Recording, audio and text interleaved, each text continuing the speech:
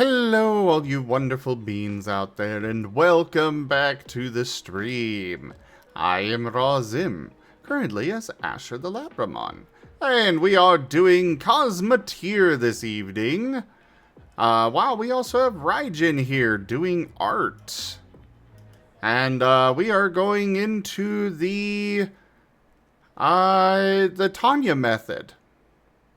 Because last time I played I still have no idea how, but my ship kind of got blown up. Well, I know what caused it, but I wasn't watching and I didn't realize that my ship got caught by the pirate station. But yeah, either way, it's gone. So I need a new one. And throwing bombers at it definitely did not do the trick. Yes, Dirk. We've got Rdyjin doing art down there in the bottom left, and then I am going to be playing Cosmoteer up above. We do this pretty often here on the channel. Also, Rdyjin, you should totally join voice.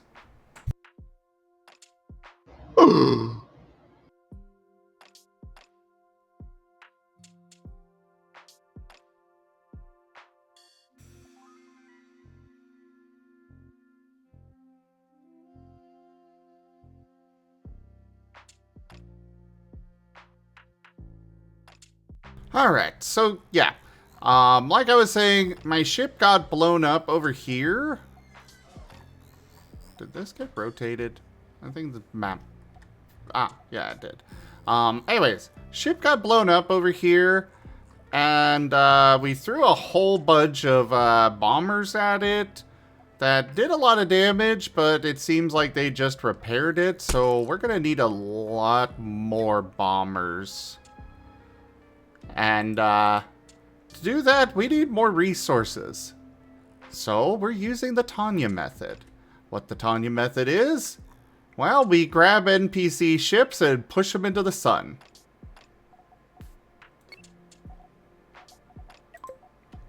It is very effective. We don't get penalized for, you know, blowing up their ship. But we get to loot their remains when they're gone. Yes, we must feed the sun. They are sacrifices to the sun god.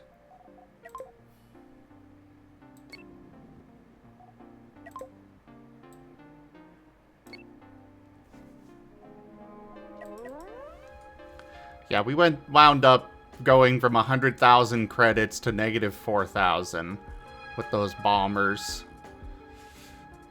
I know we almost took out that station with 5 of them, so I'm thinking if we build 10, we'll be able to do it.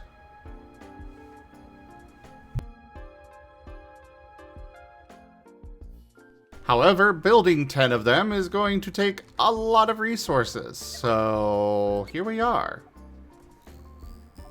Get to it. Yeah. We just need to go, you know, grab a few civilian ships and introduce them to the sun. Well, that sounds just lovely. Oh, I think so as well.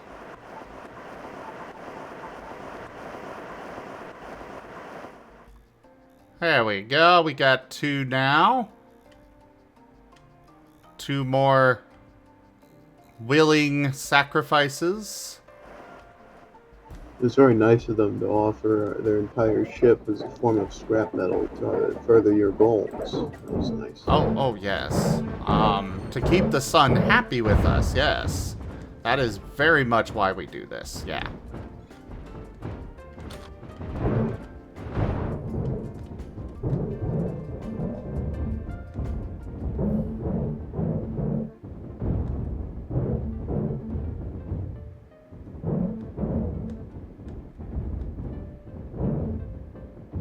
Just gotta wait for them to no longer be flagged as belonging to anybody. Then we can back out and start looting. Oh. Well, that one definitely went. Wow, Zim, I can't see that civilian ship anymore. They must have left real quick. Yes, yes, definitely. That's what happened. Yep. I'm just. Hyperdrive. Oh, yeah. Oh, and they left all this nice metal for you. Oh, thank you. That was very nice of them. Gosh, I'm just so easily distracted by, like, Mm-hmm. chips, video games, the sound of crickets. Yes, yes, indeed. It's like, I never actually see anyone do any wrong, it's just because I'm constantly looking elsewhere. Ah, we can do some other upgrades too. Perfect.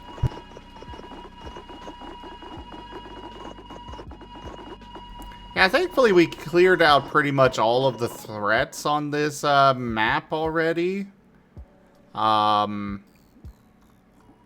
Before we lost our main attack ship, because this one's got no defenses. It doesn't even have shields. The most it's got is some armor plating. Its only real option for surviving any encounter is having a whole bunch of... Oh, Bradgun is getting pets. Hooray! But yeah, the only real option for dealing with combat is try to run away. And I've got a whole bunch of big engines to do that with.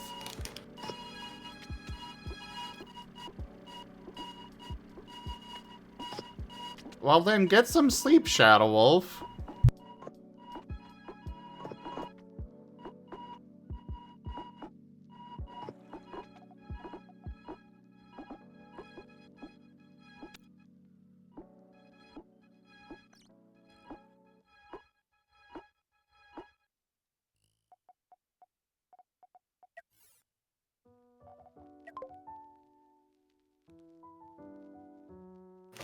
Alright. Well, there's that dealt with. So let's go back and grab some more. Also, we should probably grab some more troops or people. It has been some years since I played this game. I think it's just a little Spooky more Shanu wants Zim complicated to tug on Rex's than I collar. remember. No, Spooky.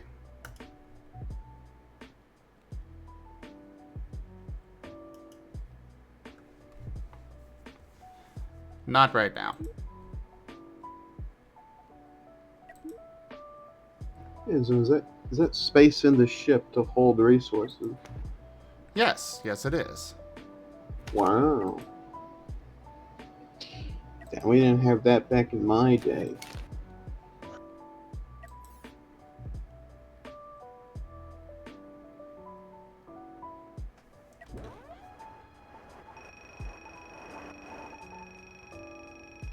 Well, yes, Spooky, but that doesn't mean that I'm going to be tugging him over.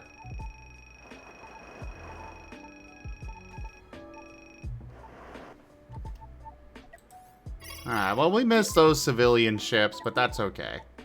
We needed to hire more crew members.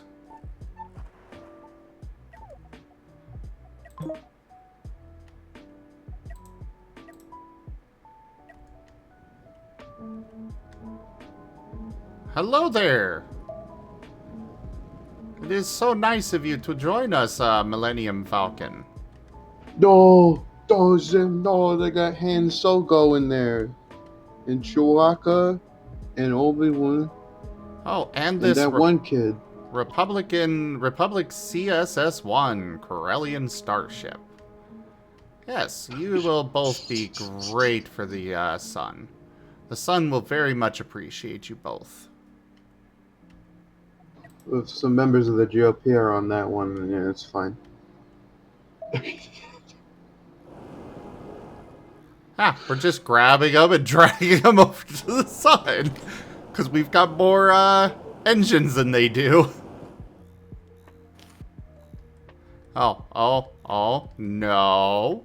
No, you stay right there. Good ship. Good sacrifice. Hooray! Oh, crap. No! Pikesh was wondering if they could join. Oh, yes, go ahead. They managed to escape from me.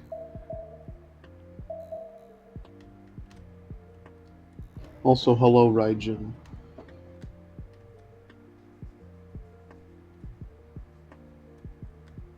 You know what?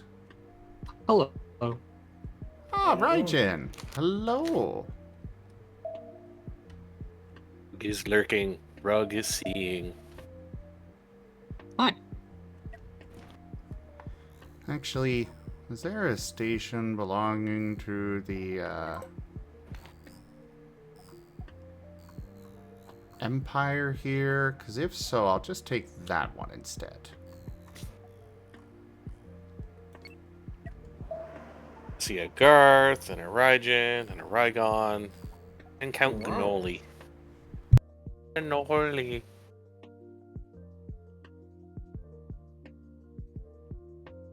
Cannolio.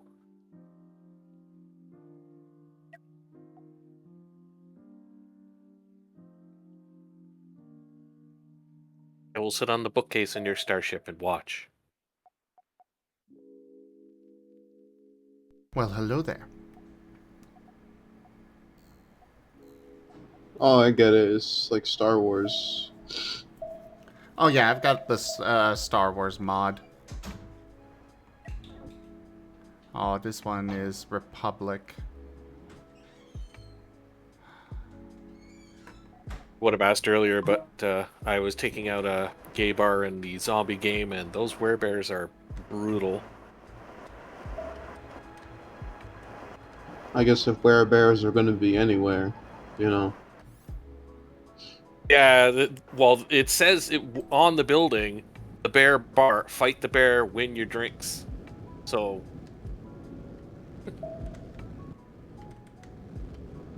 Damn, I wish my bear bar was that cool.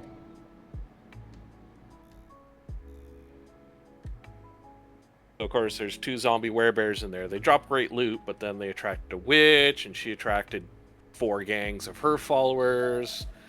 It got hectic for a bit. Luckily, I've got my super tingle stick, so, you know, that worked. Tingle? Like the guy that goes Kurimba? No, like the tingle stick out of, oh, jeez.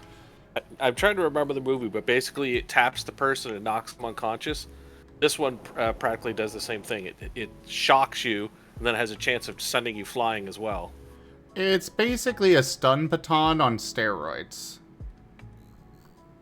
Oh! It's fun.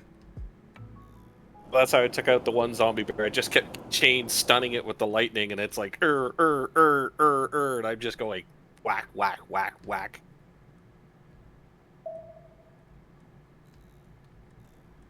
Keep it Hell locked and yeah. it can't hit. That was exactly it. And I've maxed the skill tree, so basically every time I hit, I have a 50% chance of the lightning proccing, so it's like ding, ding, ding, ding, ding. That's fair, that's fair, that's fair. Hi, Zim, I gotta tell you something. You know, that last stream I was on, oof. I gotta be careful with that. Oh?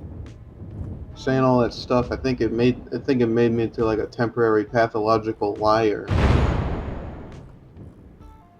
After You? Yeah, me. After one of our shows, we went to Applebee's, and this guy from Croatia, he's just like, oh, you know, he started talking about like different languages, and then I started talking in Yiddish, and I'm like, yeah, I know Yiddish. I don't know Yiddish, Zim. Oh, I see. This is your fault. You putz. You shlemiel. You turned me into a mashigana, you know? Yeah, Zim, it's your fault that Gary started talking about all the circles of heaven and the gates of heaven. Oh. Oh, well, I apologize for my grave misstep, yes. That's right. And thank you for apologizing. Unfortunately, while you were apologizing, I couldn't notice all those nice civilian ships that left peacefully with all their scrap without all their scrap.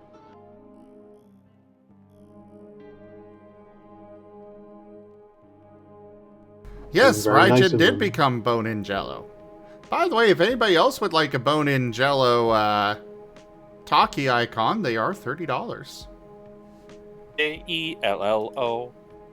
I got one of paint as well. Ooh. I shall I'll just show be that on for a Ido and I moment. were talking about what flavors bone and jello we are. What do you taste like then?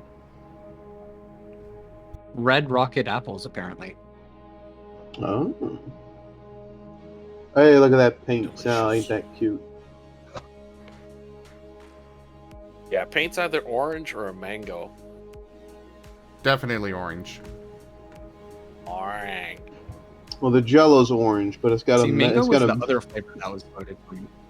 I'm thinking orange Jello, but a mango flavored bones. You know.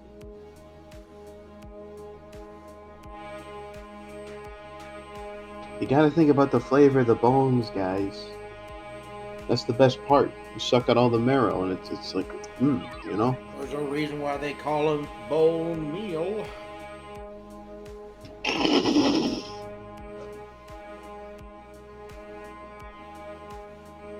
I get to enjoy the windows are open, the doors are open, roomies are gone for a couple days. The house is mine. Mwahaha. Enjoy all the mosquitoes. What What do you mean? mosquitoes? I'm pretty sure I'm not going to enjoy the mosquitoes. The mosquitoes are going to enjoy me. Mm-hmm. I love the taste of your blood. We've got none around here, which is another indication of the weather, but, you know, can't talk about that. Whether You're allowed to talk about it. Oh, no, I meant to other people. Like, yeah, I could talk about it here, but to other people, it's like, oh, no, it's just a bad year for mosquitoes is all. It's perfectly fine. Oh. Like, Where do you live? Inside the GOP? Yeesh. no, just here in Ontario. It's still, you can't talk Oh, about these certain Canada. climate indicators because, you know, it's all fake and make-believe and pixie dust and... All right, yeah. Yeah, no, I get you. I have a Canadian friend.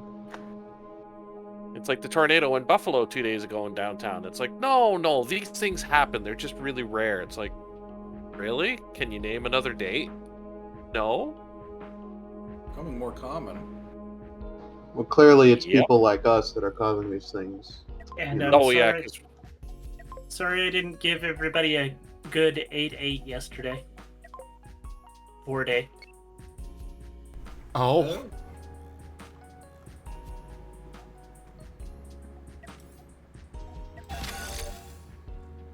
I had a good day yesterday. I got to lurk on a bookshelf.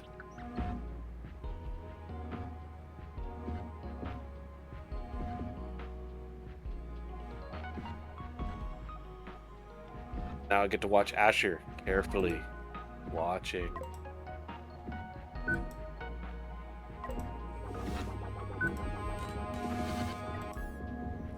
Yes. Totally. Yes. See? Oh god, Watching. that remote.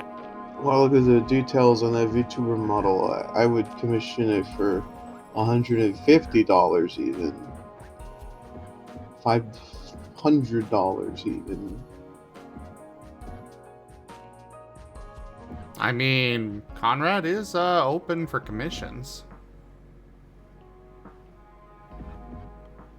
You could also commission a plush that can be dropped on me.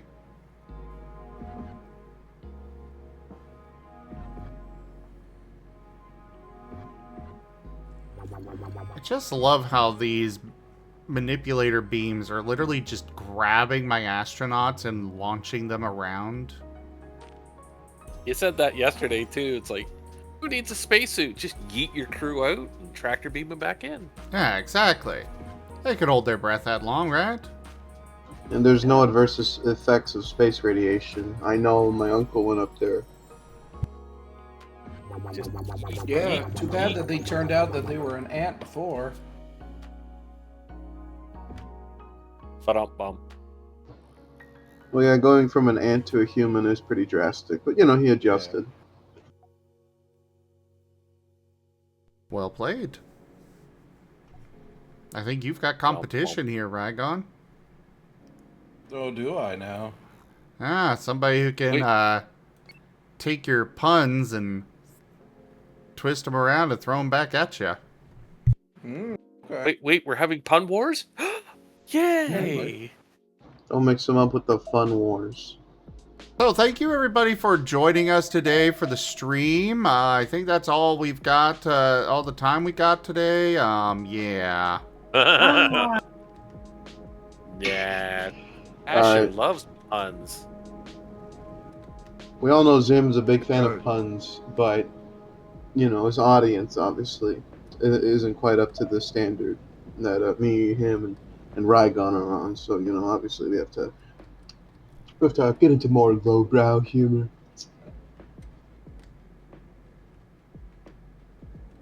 And here I thought if we were for lowbrow humor, we already got rid of the Neanderthals. Ooh. I don't know. Wouldn't that be highbrow? No, it was definitely lowbrow. Oh, okay. Practically Knuckle Dragon. Yeah, Knuckles. See you, Toshime. You all, Tochime. Oh, good night, Toshime. A good spotty. Good night, Toshime. You will be forever remembered and missed.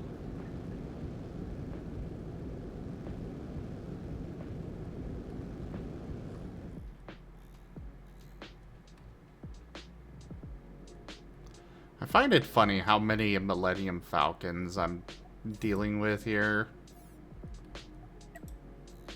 And so many. Corellian... Go ahead. I was just saying, so many have their escape pods removed and or altered for some reason. It's like these guys don't even know the lore. Well, it did say that freighter was particularly well made, shall we say. So, thousands of them flying around. Well, yeah, but I mean, like, they have it was the Corellian frigate, I believe was the name of it. Yep. They have the Corellian frigate. It's just they've got several that are literally outright named the Millennium Falcon. Maybe it's well, I guess the Empire's still in control. So I was gonna say maybe it's a post. What do they call it? BBY or YB? Post Yavin.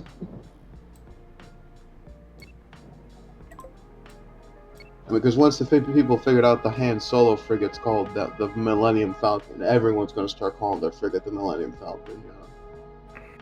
Mine's yeah. gonna be the aluminum buzzard.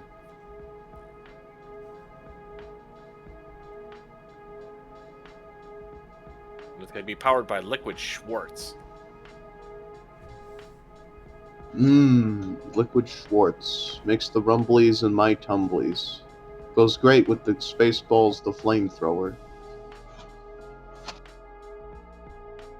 Spaceballs the merchandise. Spaceballs the movie.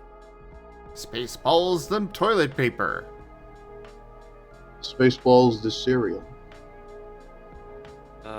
Good old Mel Brooks. Someday Spaceballs 2 will come out.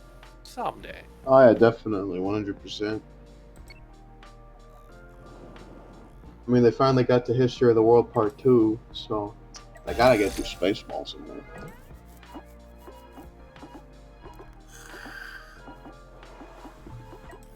Alright, time to rebuild the claw, and then we go grab more.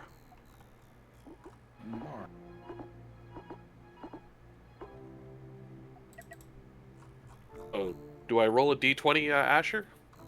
For what? how many people have been messaging you going, so, what's the details? So, what's the details? No.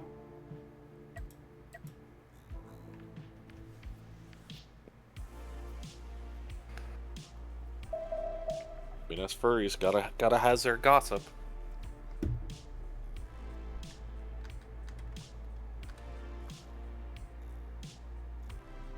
Alright, now to sit here and wait for more to come into this trap.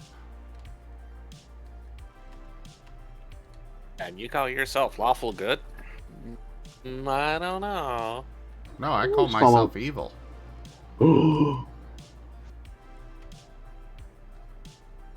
Rug is making notes. Gotta update the wiki. Everyone get on the wiki. Change its alignment. Then again, I might have enough resources now. Ah, another for the sun. Rugs are very observant. Oi!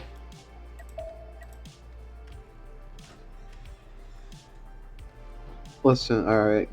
Chat, we gotta add the 32 Gates of Heaven to the Rdyjin chat. There's Rdyjin wiki. Alright, gotta add that to the canon.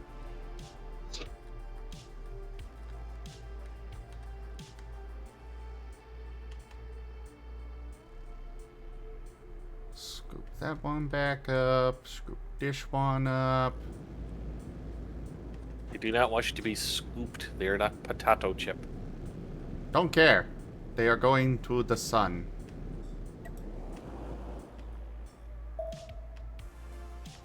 The sun's great. There's a lot to do there. Like read all the fine print on the surface. Yeah. This is about as busted as using the tingle stick.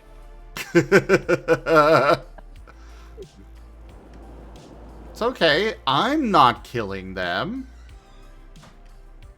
Of course not. They just happen to be pushed along. You're just introducing them to the sun. Yes, yes. It's the Spooky sun's goes fault here. for killing them all the time. I thought that's where the rug goes, Rdyjin.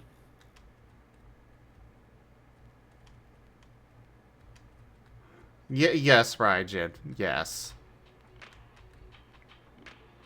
Thank you, Rdyjin. You made Spooky a very happy No person today. I'm sure. Well, one of them escaped.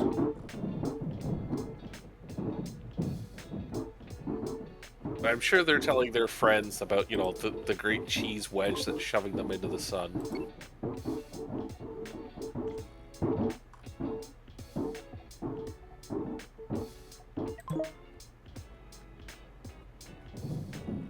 Oh, Spooky didn't see.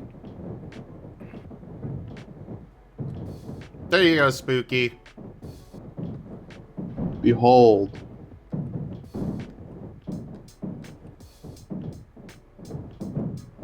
Look at those Pete's. Soon to be pause. Bobbed.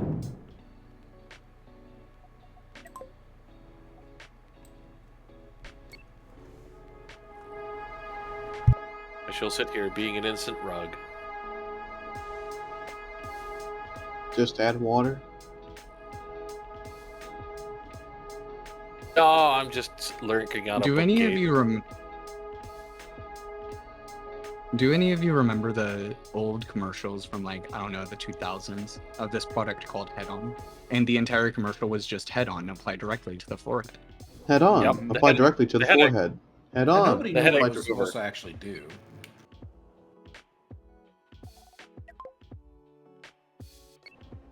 I do not recall this. I saw it Okay, once in well. the wild. All you Was- need to know is that while I'm drawing this pause, I have that commercial stuck in my head. Except instead of a stick that's supposed to reduce headaches, it's just pause applied directly to the forehead. Wow. I think that's how paw enjoyers view things. Hello, Hey, Zanky. Zanky. It's Zanky.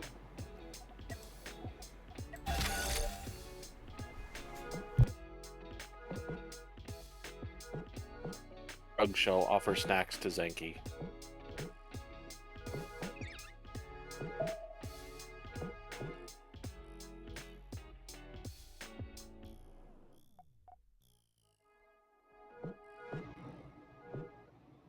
Hey, well, how'd you end up like a rug anyways there?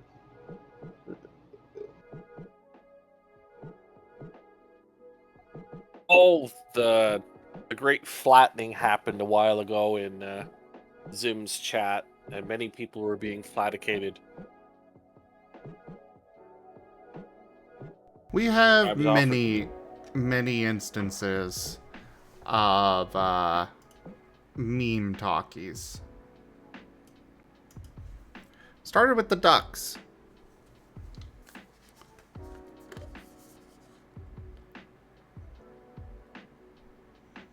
That's good to know. I didn't think that they would make that flavor, but I guess if Takis wants to do that, then yeah. Talkie icons. I remember feeling left out and under peer pressure, so I made my own funny 30-minute duck drawing. I mean, they are available for commission.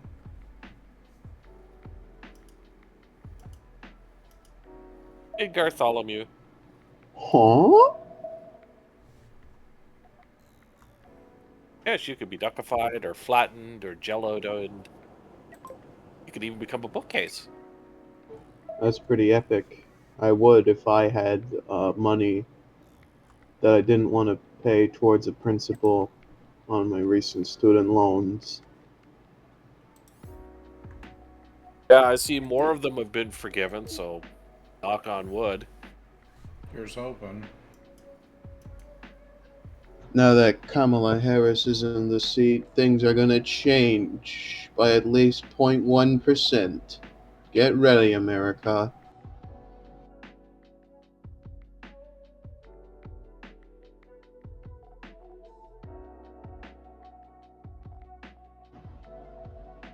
You know, there's a surprising amount of incest, and Grandma got run over by a reindeer. What? Interesting change of topic. Yeah. Why? Well, there's at least 2 lines about Grandpa getting close to Cousin Mill, you know.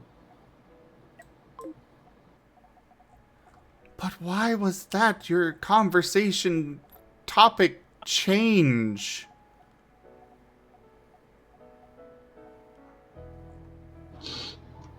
You'll have to forgive me. I only started talking, I think yesterday. You traumatized the poor Asher. Look at his eyes. He's now seeing things.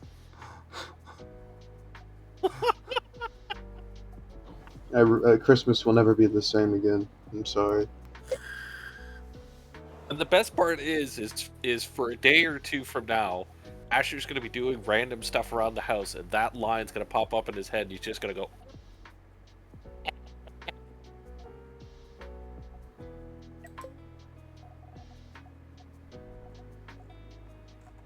Oh wow, be well, Brian. All right, good night, Lots of Brian. people having net issues tonight.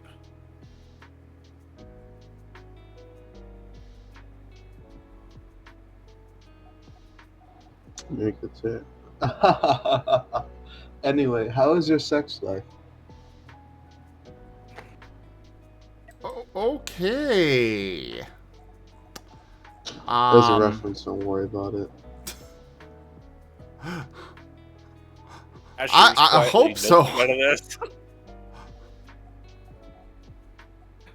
This is Asher. This is Asher noping. Nope.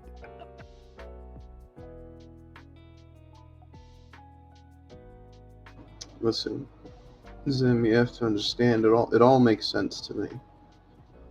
It all lines up. Every word, every sentence, the very cadence of my tone. It's a carefully crafted piece of the puzzle. As Double long block. as it makes sense to somebody, I suppose. Double Blop, and Goobly Blitch.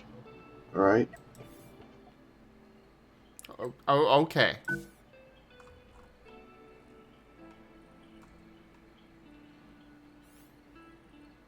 So tonight's conversation is, how can we traumatize Asher? Got it. It's very Apparently easy. something like that. Speaking of which, have we been fed and mad and squished yet, Asher?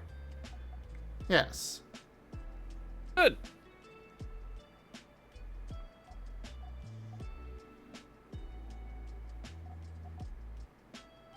That means if we talk about food, you don't go, "I'm hungry."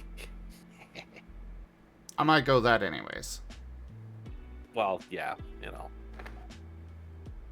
Worst comes to worst, we'll cook you a pack of bacon.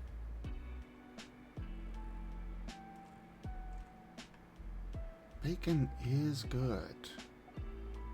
How do you like yours, chewy or crispy? A little bit in between. Nice. I like some parts that are crispy and some that are slightly a little chewier.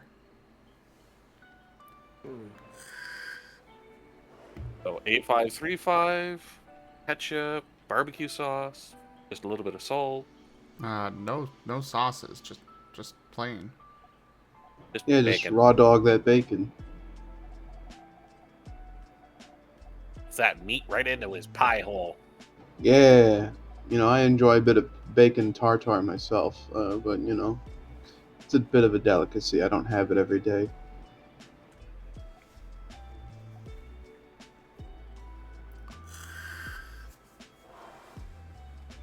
Aren't you glad you got us in your chat here, Asher? Stimulating conversation. It's certainly a conversation. That's right. It's always a conversation when Bartholomew's here. Isn't that right, kids? I mean, some streamers, they have to pay for quality chat conversation like this, but you get it for free. I charge people at least $100 a month to subscribe to Gary Conversations.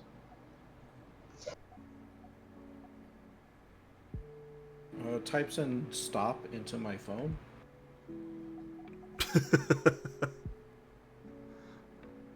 Unfortunately, it's a German service, so they don't recognize that word.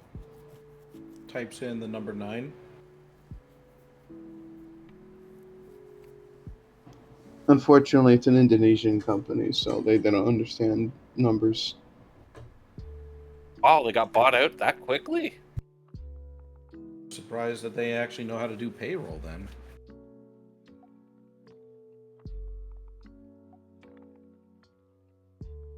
How are you doing, Rygon, since you are not a jello or flat creature? It's been a pretty tough day. A lot of bad things happen at work, and well, we obviously had our conversation here, so it's not been a very good day. Can we help any? Hug can offer snacks and hugs and cola and a spare bed. Yeah, sure. Yay. I'd offer to help, but all I can do is talk about the Smothers Brothers for like 10 minutes. I'd rather have the s'mores. S'mores Brothers. Yeah, that's what they all say. Oh, I'll show them one day. I know. Just being a little quiet. I might actually start up stream and just play through Cluedo. Just a while. I'm working through achievements on it. Maybe I might as well actually just show it. Well, we'll Hey, see. if you need to chat, I'm always here.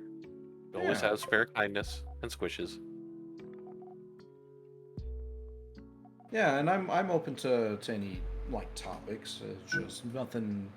None of the topics at hand have been anything I can really like pop in on. We could talk about game stuff. Yeah. I'm sure that's perfectly innocent.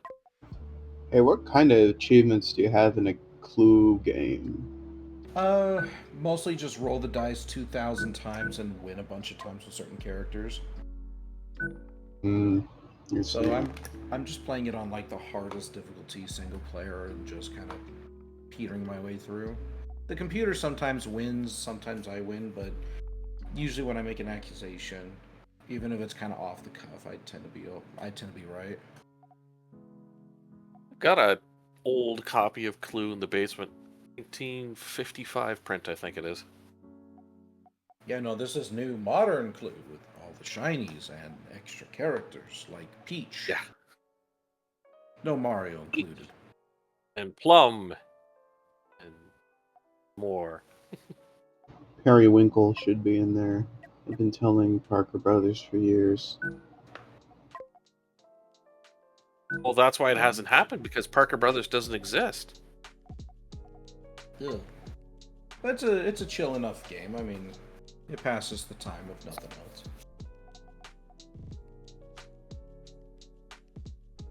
Remember, Parker Brothers has long since been absorbed by the giant amoeba known as Hasbro. Oh yeah, that's right. I forgot about them.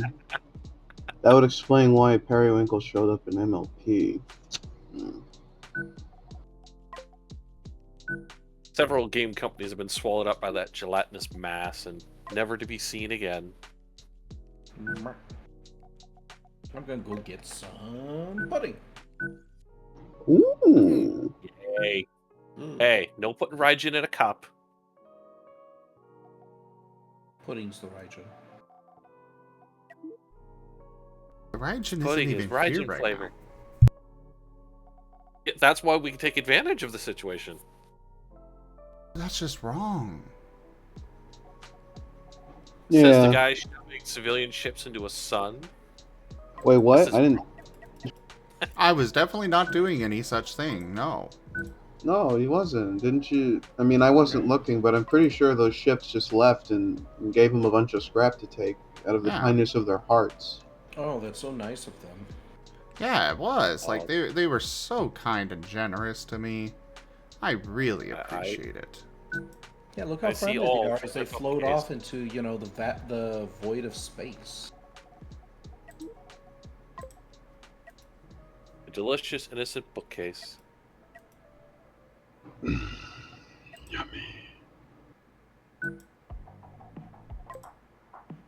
Yeah, I can keep the title. Alright, guess I'm going live. Why not? Dun, dun, dun. Guys, we've done it. It's a stream within a stream within a stream. Extreme stream.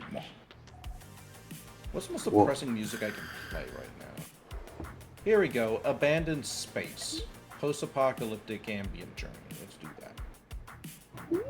Why do you I need feel depressing sad already. music? Because I want to feel emotions right now. Ah, okay. And y'all get to feel it with me.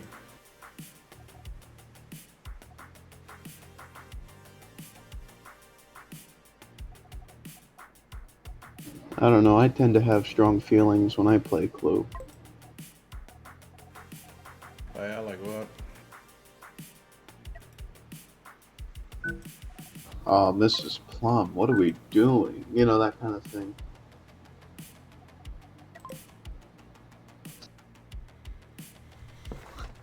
I'm guessing you just really like her fruit salad. You know me well, Rdyjin. Sometimes I feel like we complete each other's. You mean Rygon? Sandwiches. That's right, Rdyjin. Hey, there, No, Toby. Rygon has no idea who I am. I'm. No, I don't. What's this? He would never finish my sandwiches. I know I would actually finish your sandwiches. I came from college. I would eat your sandwich while you're eating it. Yeah, that's not Hey, your doggy, sandwich. good to see That's his sandwich. Yeah. You just happen to be in possession of a mouthful of it at the time. Sandwiches. You're gonna have to take it from my stomach. Well, I mean, that's easy enough. Just one, good little underhook. Damn it, debtors think of everything.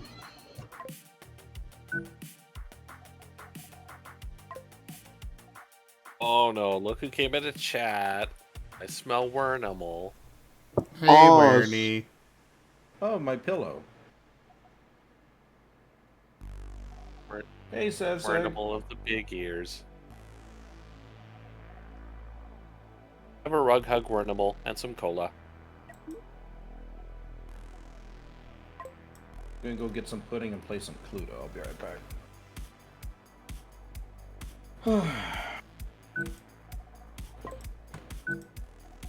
How many sodas do you have there? Enough.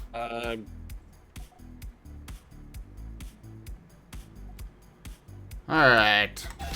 Let's build this thing.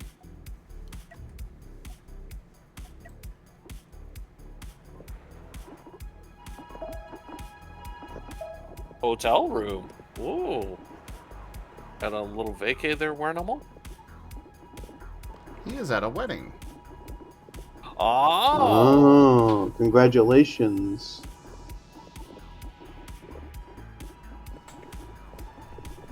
Hey, Cosmo. Good to see you, man. I got pudding. You want to I know how got much a like this pudding. like 24 pack of pudding was? $3.50. Actually, yes.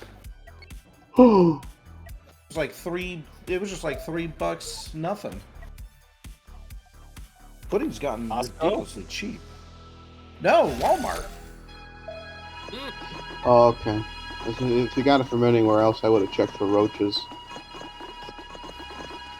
That pudding is crunchy. I love crunchy pudding. Mmm. It's snack pack. That's actually decent quality. Thank you very much. The only thing I know about pudding is the pudding pot and how I can eat it with one hand and let my other hand do other stuff with Bill Cosby.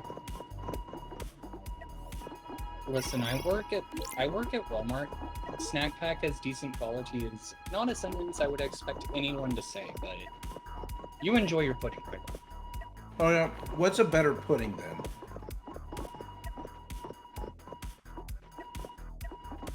Well, you're looking at one right now, Ragon. Jiggles Ba-dum-bum. threateningly.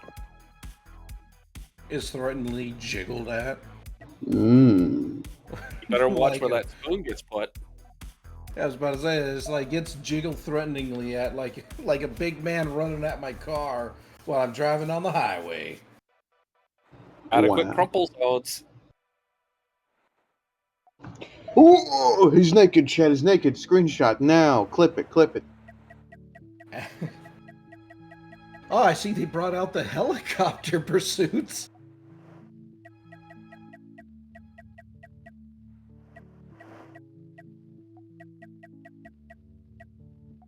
Alright, change the Asher screen. has been robbed. I'm just trying to Charles took- build my ships here, guys. You go ahead, you build your ships. Ships take money. Hey there, chat. How y'all doing? Great. Awesome. Oh, We're playing Cluedo.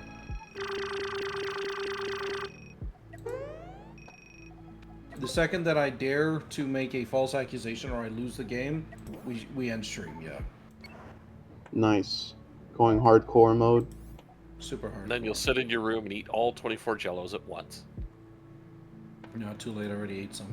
It's a category. It's a category of the Cluedo speedrunning community. You have to beat the game hardcore mode, so on the hardest difficulty, and no extra lives, no mistakes, and you got to finish a 24 pack of snack pack pudding. So Done. AELLO. now you No, see some Blake, I streamers. already got that achievement. Oh, you're right. You're right. All You see some right. streamers. So now I just need to get the crew to actually operate this thing. That's why I keep telling my doctor. There were only 16 available at this station. Very well. To the next station! All right, Rdyjin, we're actually going to use the dang rice cooker today. Who are you and what did you do with Rygon? I got poor, Oh. Oh, well, yeah, that's fair. but I'm running out of sandwich meat.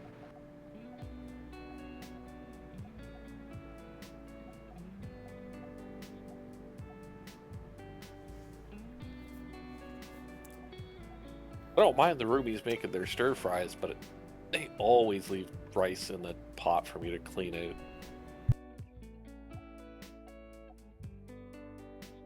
Hi, Wernie. Yes, Wernie, Wow. cute. Oh. Hello? Asher has been necatified.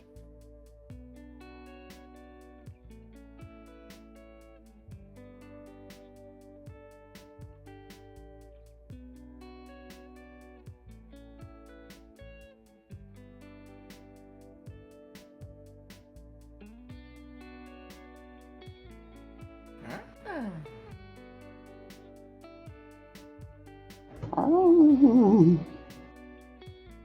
Wiggly, Ash. Wiggly. I'm playing the. Oh, I got one of the characters that he's a werewolf. It's awesome. Nice. Every time he pretends to kill a guy, he turns into a werewolf. It's pretty cool. How does Frankenstein know how to use a gun?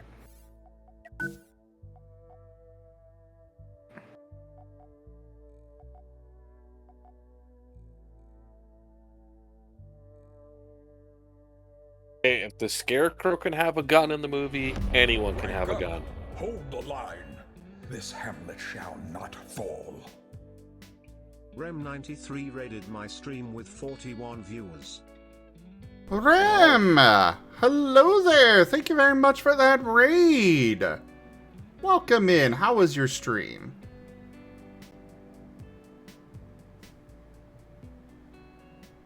Would you like a regular shout out or a random clip from your channel brought up? And yeah, welcome in everybody. I am Rdyjin. We're currently doing some Cosmoteer. Meanwhile, in the bottom left, we've got Rdyjin working on art. But yeah, thank you so much for that raid. Thank you for sharing your community with me. I really appreciate it.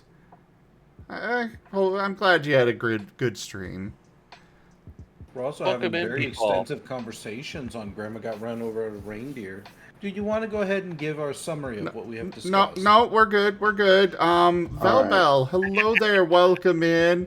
Yeah, we do all sorts of things here. Right now, like I said, we're doing Cosmoteer, and we got art going on. We also have several tabletop games throughout the week. Pathfinder, many Pokemon games. We've got artists that come and join throughout the week. I do many different games. Guild Wars, Cosmoteer, Factorio, at least lately. So yeah, settle on in, enjoy the show, and do consider hitting that follow button, everyone. And for those already here, go check out Rem. And I understand the feeling about how the clips are always cursed. Always. Says the critter with no pants. No, I got close. Yeah, they Also, came even back. when they Don't worry do- about it. Even when they do take the clothes, I still have the underwear at least. All right, Tim. That's TMI. That's too much for me. All right, man. This. Oh, okay. But yeah, what were you up to in VR chat tonight? I have really got to sit down and set that up for streaming. To do that at some point.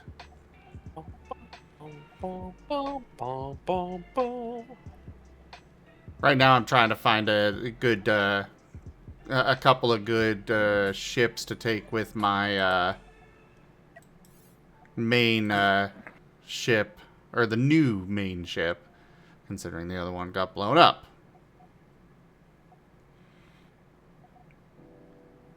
I may have accidentally discovered the stuff. The stuff? Very Yeah, descriptive there. like two of the combinations. Oh, on your game. Yeah. Yeah, we also have Rdyjin here streaming as well, by the way. Y'all should go check him out as well. That's right. And in 2 to 6 months, I'll be streaming Subway Surfers on the bottom right corner. Just you wait. We've been talking about it, don't worry. Great for We have? YouTube. Yeah. Yeah, Just- Zen, don't you remember? Wavering purpose. Just chatting and drinking in VRC. Oh, that's fair. The important thing is you had a good time.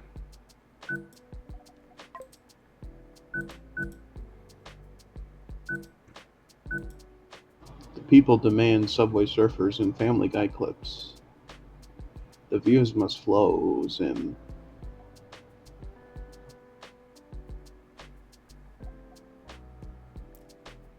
I don't know about that. And Velbel, thank you for that follow. Welcome in. Do do do do do do do do.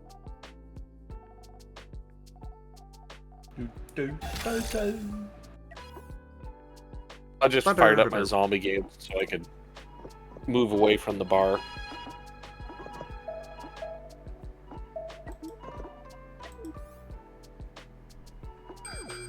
Well, I fell below the bar a long time ago. Thank you for asking.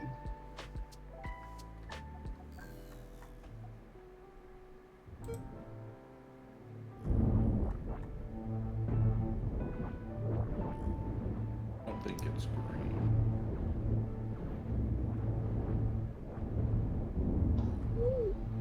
Is that an A-wing, I see? Yes, it is an A-wing, and it's currently getting messed up. I go in and actually help with my ship, but my ship is not even remotely close to fully crewed yet. Well, now it is. Provided they don't get shot out of the sky. Shut out of the sky. Also just happy little accidents. We'll just draw some happy little TIE fighters over here.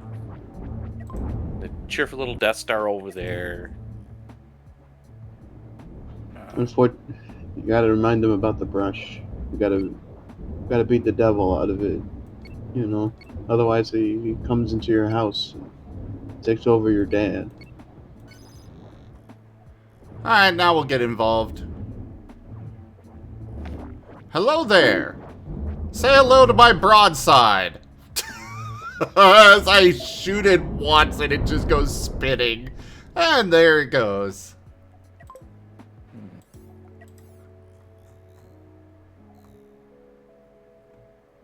I'm willing to take a guess. I'm gonna take a guess on the final accusation. Maybe, possibly, 1 minute. Sure. The dog did it. I'm gonna say that it was. Oh, it's a green or peacock.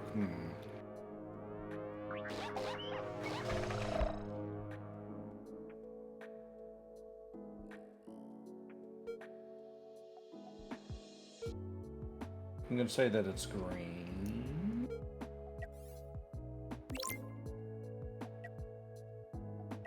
No, I'm gonna say it's peacock.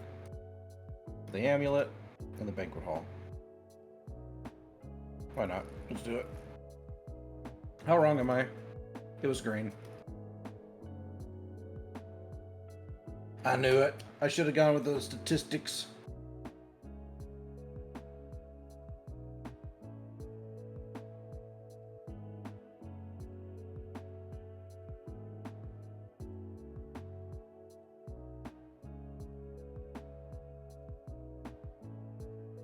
Hello? Hello? Hello. Sorry, messaging with an autist. And I mean, but probably everyone here, to be fair, is one of those. Although I think they prefer the term on the spectrum.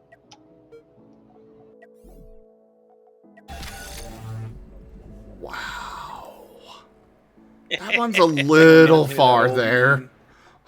It kind of reminds me of that old meme of it's that one with like the semi stick figures, not XQC, but the other one. And he's like doing some math problems on a piece of paper, and this guy's like, "Oh, what are you doing?" "Oh, I'm just doing math problems." "Oh, why do you like doing them?" "Oh, I love being challenged." He's like, "Well, good for you." He's like, "Thanks." Wait.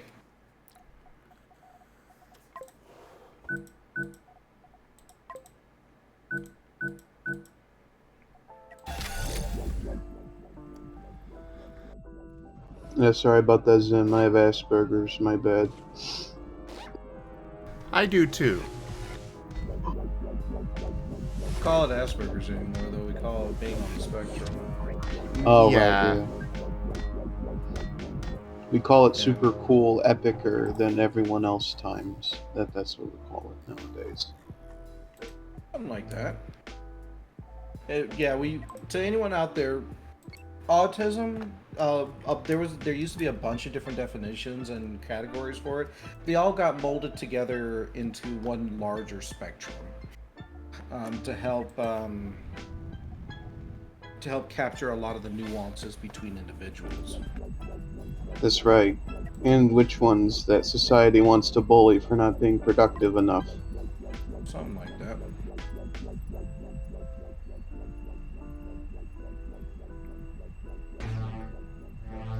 This has been Learning Time with Rdyjin. Oh, wow. I miss when it was learning time with Gary. We learned all kinds of fun stuff. But I guess that kid did kill that. Anyways.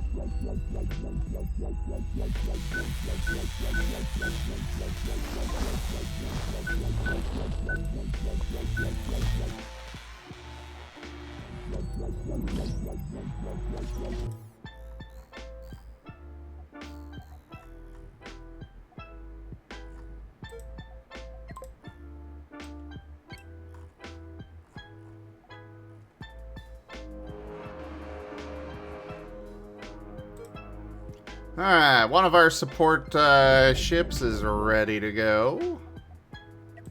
We're gonna save this ship design.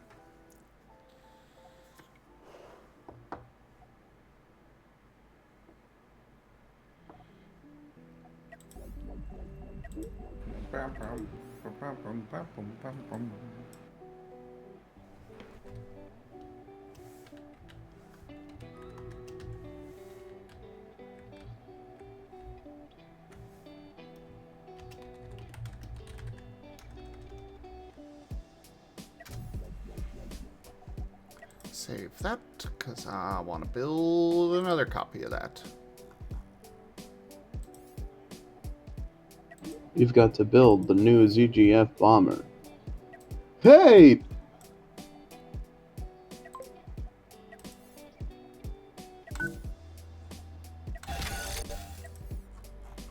There we go.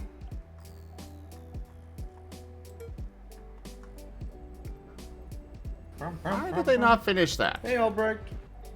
How's being okay? Been a tough day though. It's been actually a pretty tough day.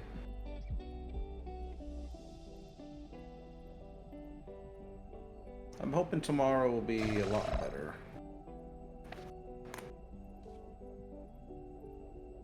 Hey, Rdyjin. Rdyjin is still AFK.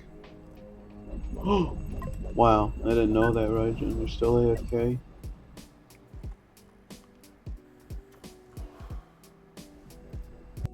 Technically, I'm about to get back.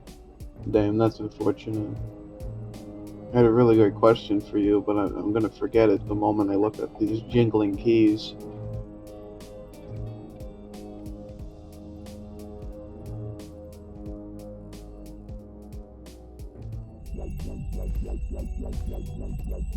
Alright, what was your question? Oh yeah, so you consider yourself like a human person, right? Like mostly Vaguely. vaguely humanoid.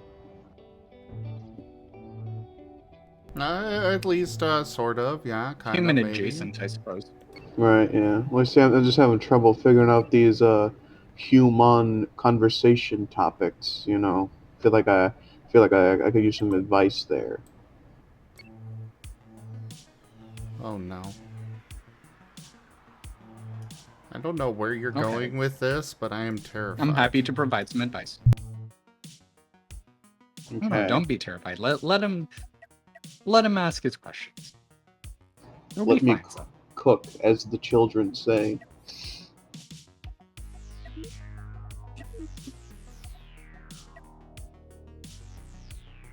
So I was anticipating talking about the Smothers Brothers comedy duo, but I'm unsure if that's a thing humans discuss in everyday conversation.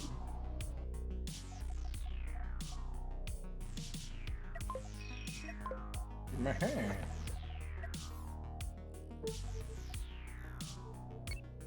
Well, it depends on the context, you know, like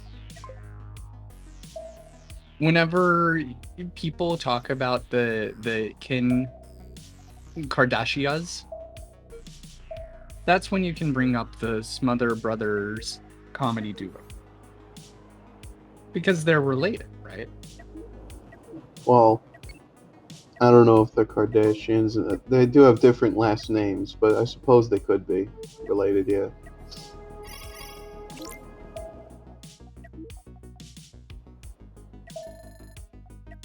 But it's like the same thing, right? Like Kim Kardashian has like a tuba, and like the other ones talk about like the current state of politics, and then get censored by Fox News studios.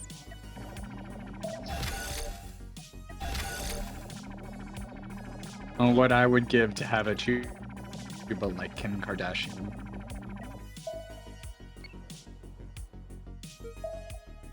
Right. So like when I walk into the room, and they're talking about the Kardashians, right? I can just come and go in and say, "Hey, y'all ever heard of Dick Smothers?" Right? That's what I can do. Something like that.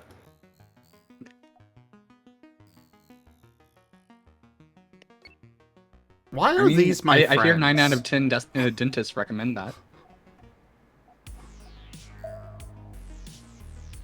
Why are these my friends? Well, Zim, I think there's a common factor here that you're kind of overlooking.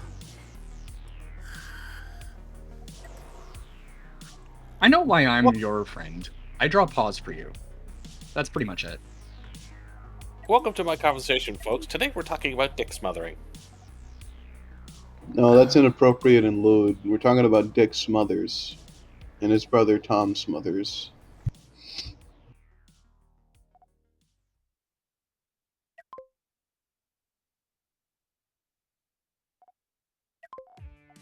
Yeah, Just Richard talking and about- Tom. I think I'm getting pretty close to getting an accusation for this one.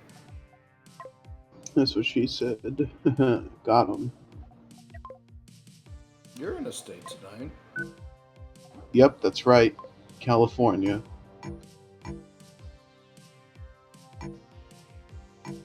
Normally I'm in a province, but you know. I did some things. Haha. I live in a state called Denial. Meh. It's in Egypt. I was gonna say I'm pretty sure it was a river in Egypt, but I don't know Africa very well, so I trust you that it's a state.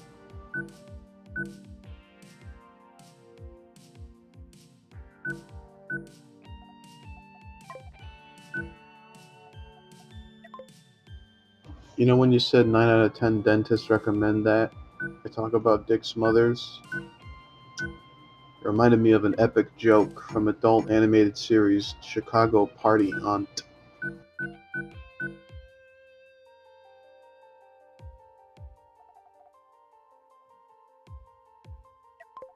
Go on.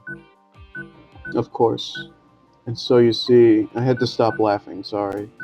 And so you see, two men meet up at a gay bar. They're both gay, I'm pretty sure. And one of them goes up to the other. I should explain. One of them's dressed like Zorro, and the other one's dressed like a bumblebee, right? Okay, so Zorro walks up to the bumblebee, and he So not says, you, they figured it out. Go ahead. Sorry, I'm laughing because it's so funny. Anyways, he says, 9 out of 10 dentists are gay.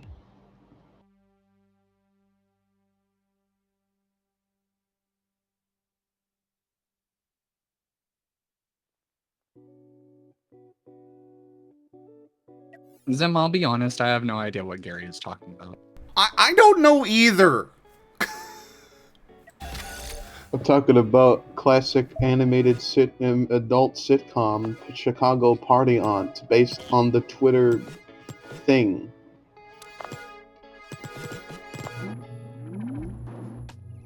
The thing with the stuff. Well, Chicago Over Party there. Aunt, she was a Twitter character, I think. You know, like the Wendy's official account or something.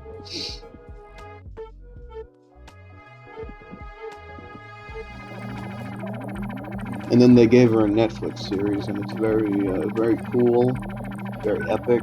I watch it every day, and think about it sometimes.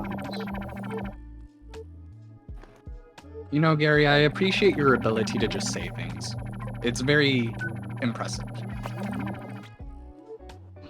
Well, God gave me a mouth for a reason, and Satan gave me my brain for a different reason. Cthulhu didn't do shit though, so fuck him. Just missing the location now.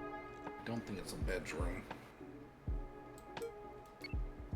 I don't think Cthulhu has the organs for shit. I could be wrong.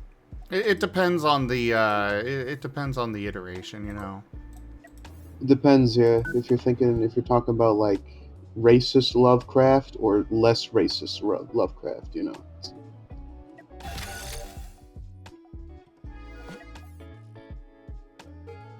Yes, the shiteration. Oh, good job, Rdyjin. Crossbow. I'll be sure to tell the higher ups about that one. Thanks. I've got it noted in your karma chart. You have charts? Yeah, we have charts to determine the worthy and the unworthy. By the way, Zim, you gotta start eating more bagels, because it's not looking good. Oh, Better to have bagels. charts than to have sharts. We have those too, but,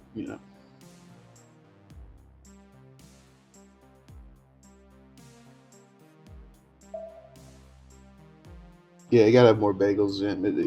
Your karma is really messed up right now. And, like, if you can put some locks on that, that'd be great, but it's not, it's, you know.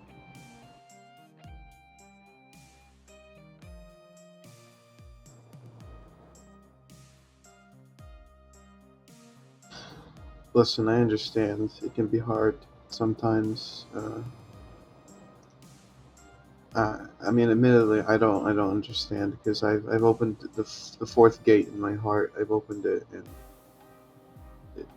it's just difficult to relate to anyone else now.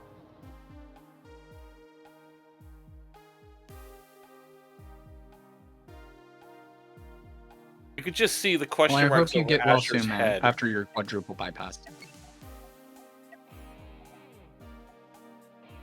You see, the problem is I'm I'm just enjoying my space game, you know. Oh shit! Is your streaming? What the hell? Oh damn! Hi, folks. Yes, We're entertainment. both Rygon and I are streaming. Yes. Oh, that's unfortunate. Oh, I'm gonna lose all my organs. Something For like that. that. So, Zim, you know what I like about being on your channel? What? I'm either confused for Whiskers or I'm confused for Rygon. Interesting. Interesting. Are you not Rdyjin? Interesting. Those interestings. Well, Well, I mean, earlier I was called Rygon. Earlier I was called Whiskers. It happens like every day. Oh, that's what you're referring to. I thought you were saying like, no, it's fair. Nah. Wait, so you're not Whiskers? Nope. That's right, Jin. Surprisingly, no. Oh damn, that's. some stuff. I think I'm gonna need to just start putting each of your logos on the screen. Or at least yours, because, I mean, Whiskers does have his little floaty, ghosty thing for his streams that it does a good job of designating that, you know, it's Whiskers there. Oh no, one of them escaped. Can I afford the bitrate? Maybe I should set that up soon. I'm just afraid it's going to... I already have bad quality. I don't want to make it worse with moving parts. Otherwise, I would do what Marnie does. No. What does Wernie do? Absolutely not. Is there a problem with this? What does what? I missed Weirny something. streams. What about him? Oh, you just want me to be unique. Okay, I'll find a different way to be annoying with my stream. Or you could have some professional decorum, please. You should add Subway. Weirny's Jello. stream setup is just chaos of random meme images and stuff. That sounds about right. It's what the internet craves. So the average furry stream then. I wouldn't know anything about that. I'm not a furry.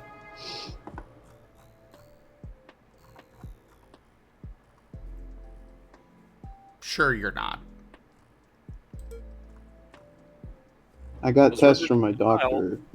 They're negative for furry, I'm afraid.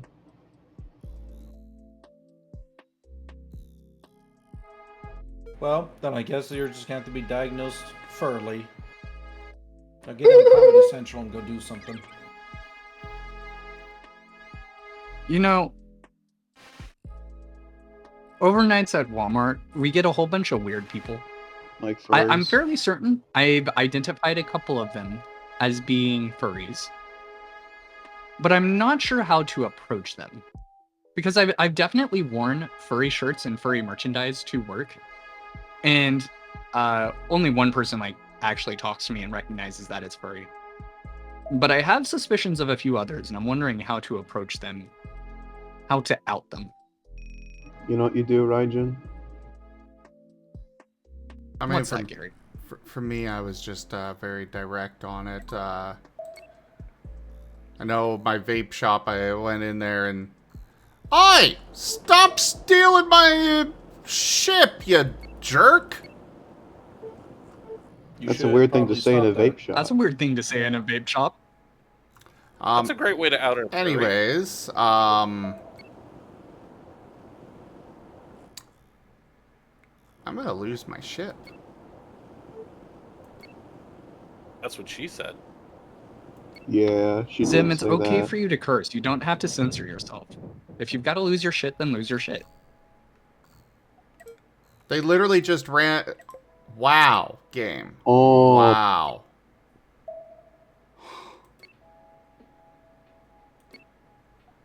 And this is why the Tanya Method exists.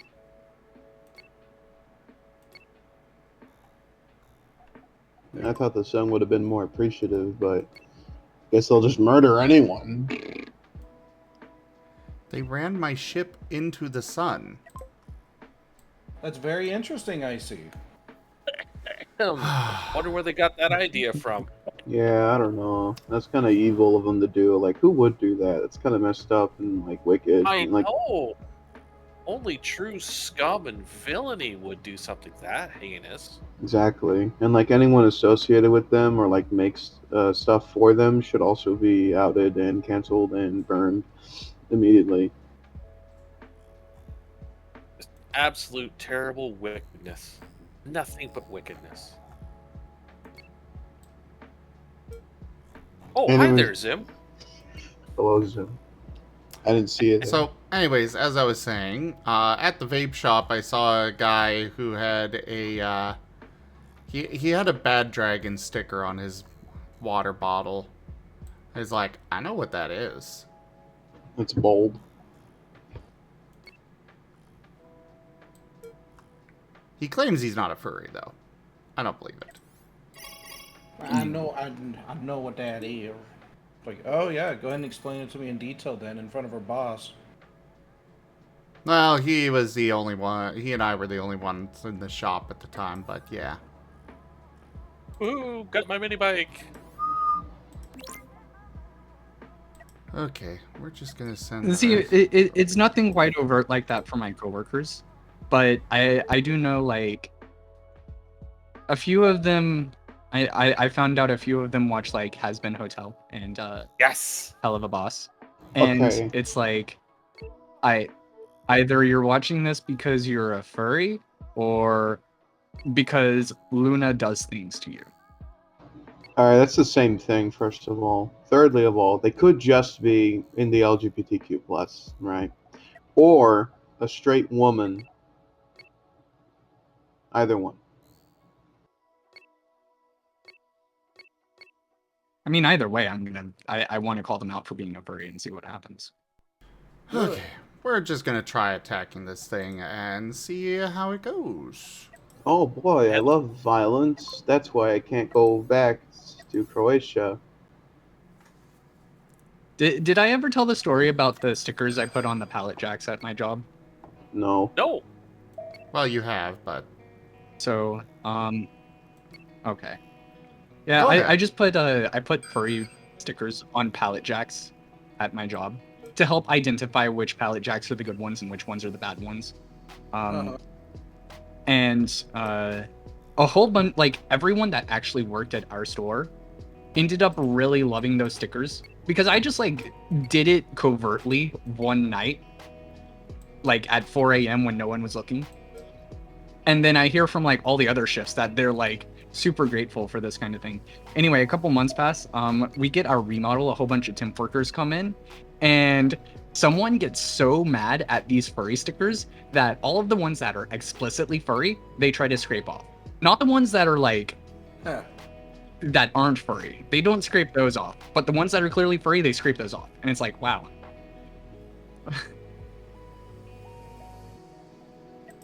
Well, someone watches the Daily Wire's hit show, Mr. Bertram. Get owned, liberal.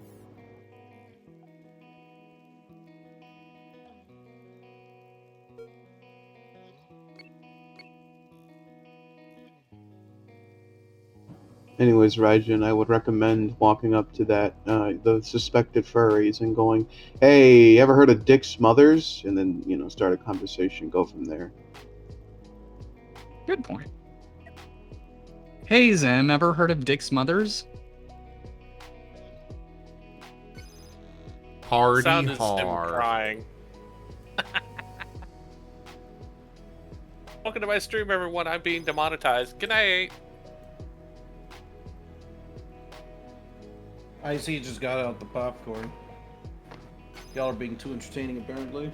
Hey, Frost.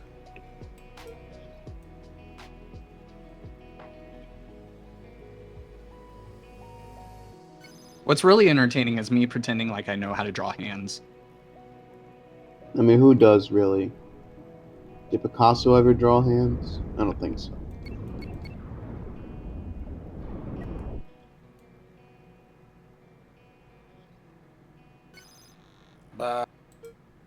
Dang, computer won again. They guessed.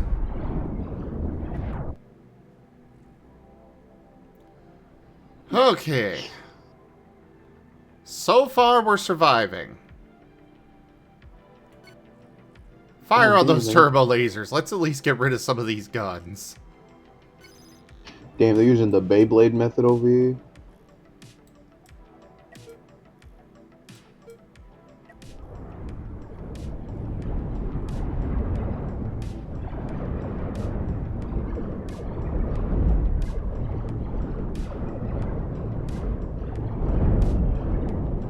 Oh, just see there's a Pop's part in the new Weird Al polka compilation. That was pretty sick.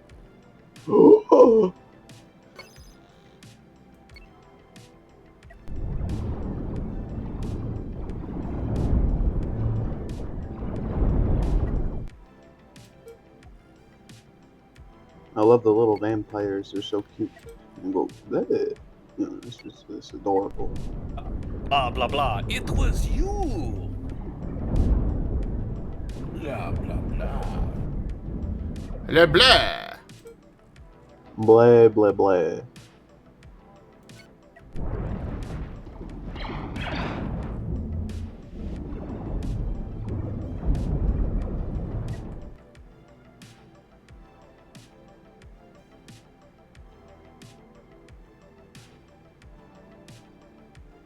Alright, what are the rest of your cockpits? Good night, everybody. Oh, good night. Bye. Good night. See you later for forever. Bye. We've got dick smothering, and now we're talking about cockpits. Good night, everybody. What? And you don't? We even got the vampire suckage going on. You know, it's just a real crass tonight. Really dirty stream. Get some Windex on this bad boy. You know what I'm saying? Dirty, dirty boys. That's right.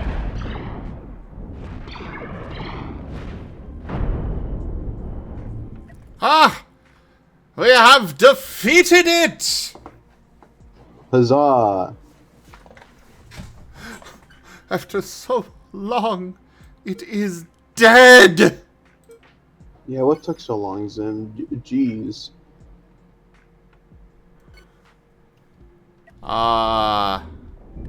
I needed to get some new ships. His brother shows up to avenge him. Definitely not.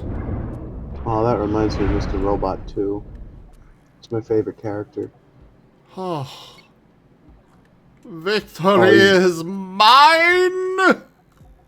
Huzzah! Hip hip hip hooray! Mazel tov, Zim.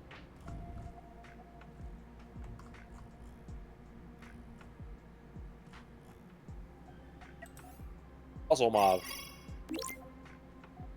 Molotov, Zim. Get all that money in. And we can hire a few more crew members. There we go. Won't be enough to get this thing fully operational again, but it'll be at least a start. Yeah, As- it is my turn. That's right. Rygon. What's up? It is now your turn. You must defeat Zim's armada within 3 seconds. Deletes the game. Well, he's got you there, Zim. Yeah, I guess he does.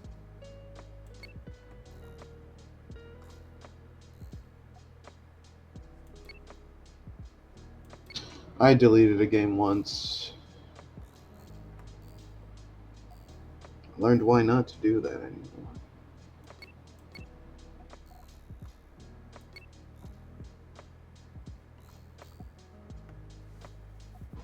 Oh, actually, I do remember.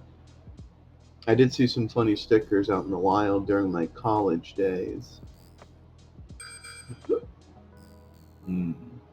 Specifically in a computer science class, I saw someone's laptop. It had this epic sticker.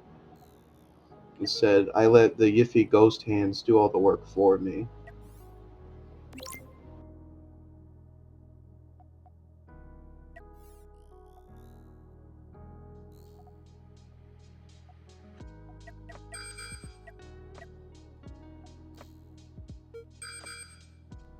Oh boy.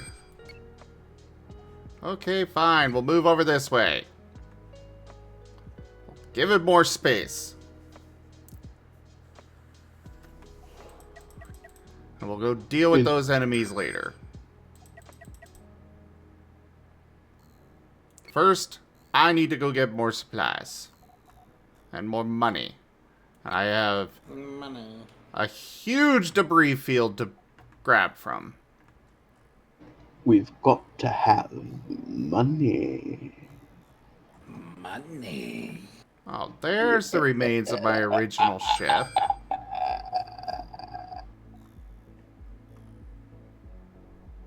Oh, boy. Mustard got lucky. Or did he? Oh, no, he didn't. Okay. I got a personal question. What's that? Is there any Mario character you associate with the Bible? No. Or not even like maybe the Quran or something? The Torah? No, can't say I do. That's unfortunate. I always thought the Goomba was kind of a neat parallel to the Tower of Babel.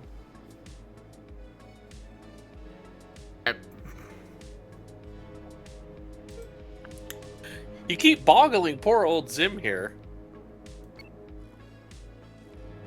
Look at that poor guy. Look at that poor boggling.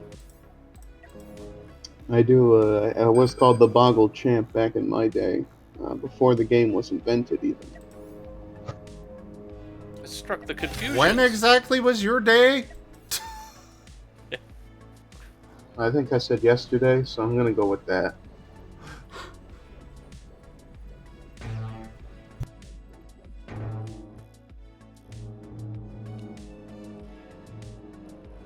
This is Zim. This is Zim being boggled. Don't be boggled. But like, it makes sense if you think about it, right? Now you see, dumb people will associate the Tower of Babel with Prometheus, you know, the kind of the search for wisdom and knowledge that is considered godly and bequeathing of humans, you know. And then upon its learnedness, curses humanity with knowledge. And the inverse of ignorance is bliss, you know.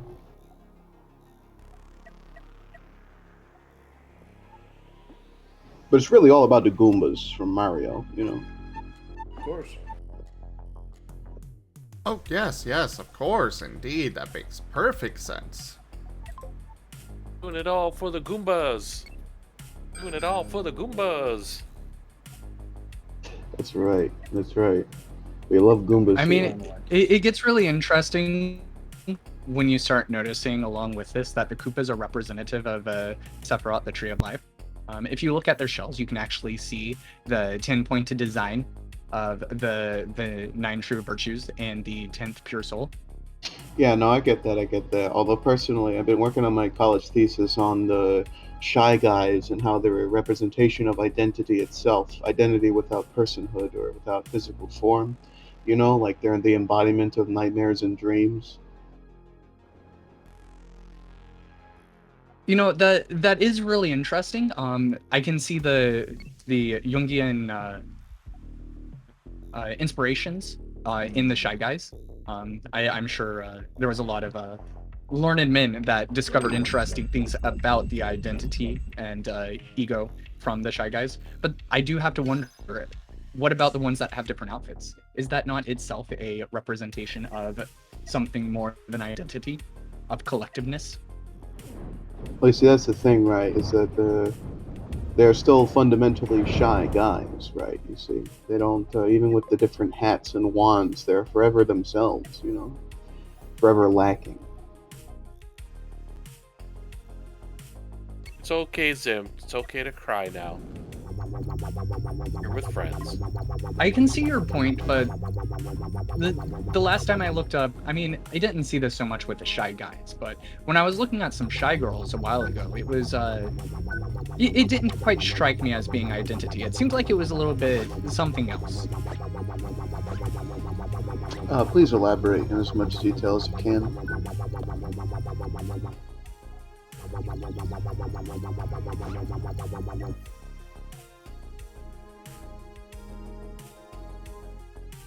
This is just No, I my don't think I life will. now. Indeed.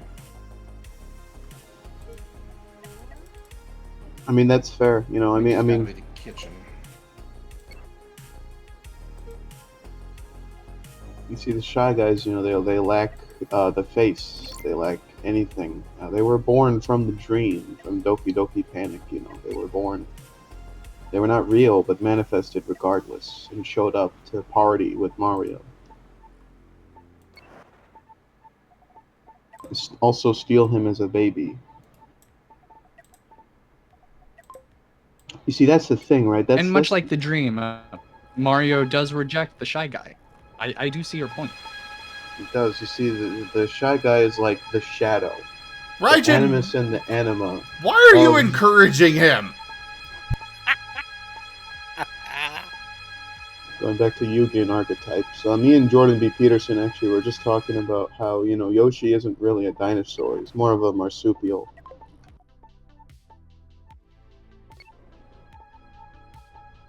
Do you want me to stop them? I just want to know why. I watched a video about it.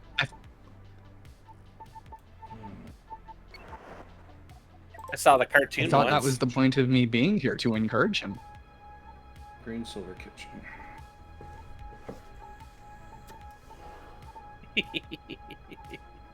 You see, we all ourselves are part of the greater mind, right? Like, We're all part of the greater. Yeah, we're all part of the greater. We're all together in this, right? Okay, so I am the ego, of course. I am the thought incarnate. I am cynicism, right? Zim is the super ego, or the intelligence of place, of harmony. He lives within society. Rdyjin is the id. Somehow.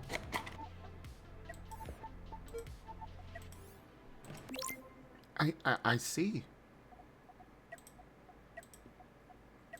And Pecos Burr, he's the part of you that really wants a Coca-Cola.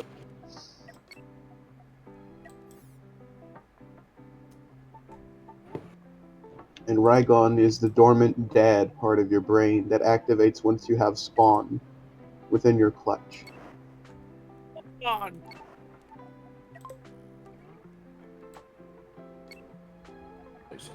I think that's the nicest thing anyone's ever said about Ray. Oh, what do people usually say about me? You're cute. And as we all know, Also- that's the worst insult you can do to most furries. Unless they are Apparently. bottoms, in which case, that's just Yeah. a thing. Well, they like insults, Like, watch so it this. makes sense. Zim, you're very cute. Wow, Rdyjin. And Zim goes, I can't answer this question. It's not a question. It is just a falsity. Well, you see here, in speaking within Mario terms, you see Zim is a Starlo of sorts, right?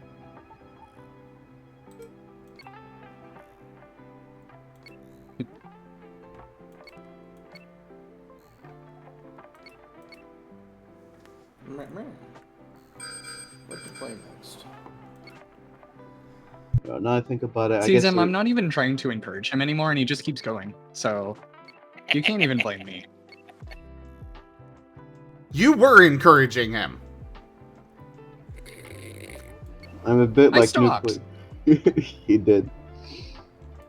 Rdyjin, Rug, sent. I've grown far past the need of you, Rdyjin.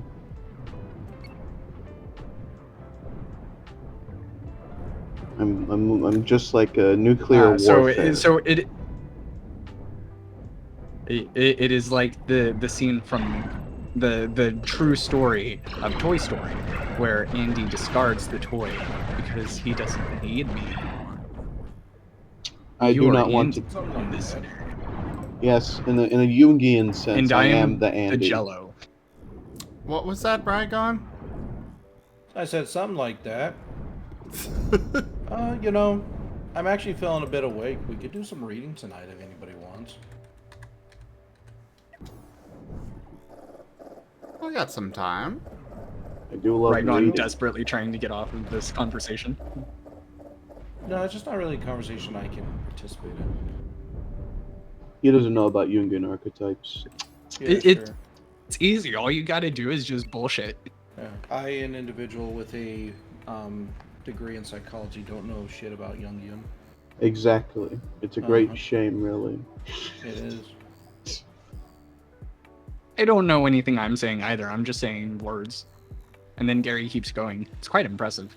And I speak Oh. the truth. Like my doctor was a quack, he set me up with far too big a bill, right? Okay? That's just truth. That's just true. That's just what happened. Oh, your doctor got a talkie icon from Whiskers? That's pretty cool. Sim, how many hundreds of dollars do I need to pay to get a Goomba talking icon? $40.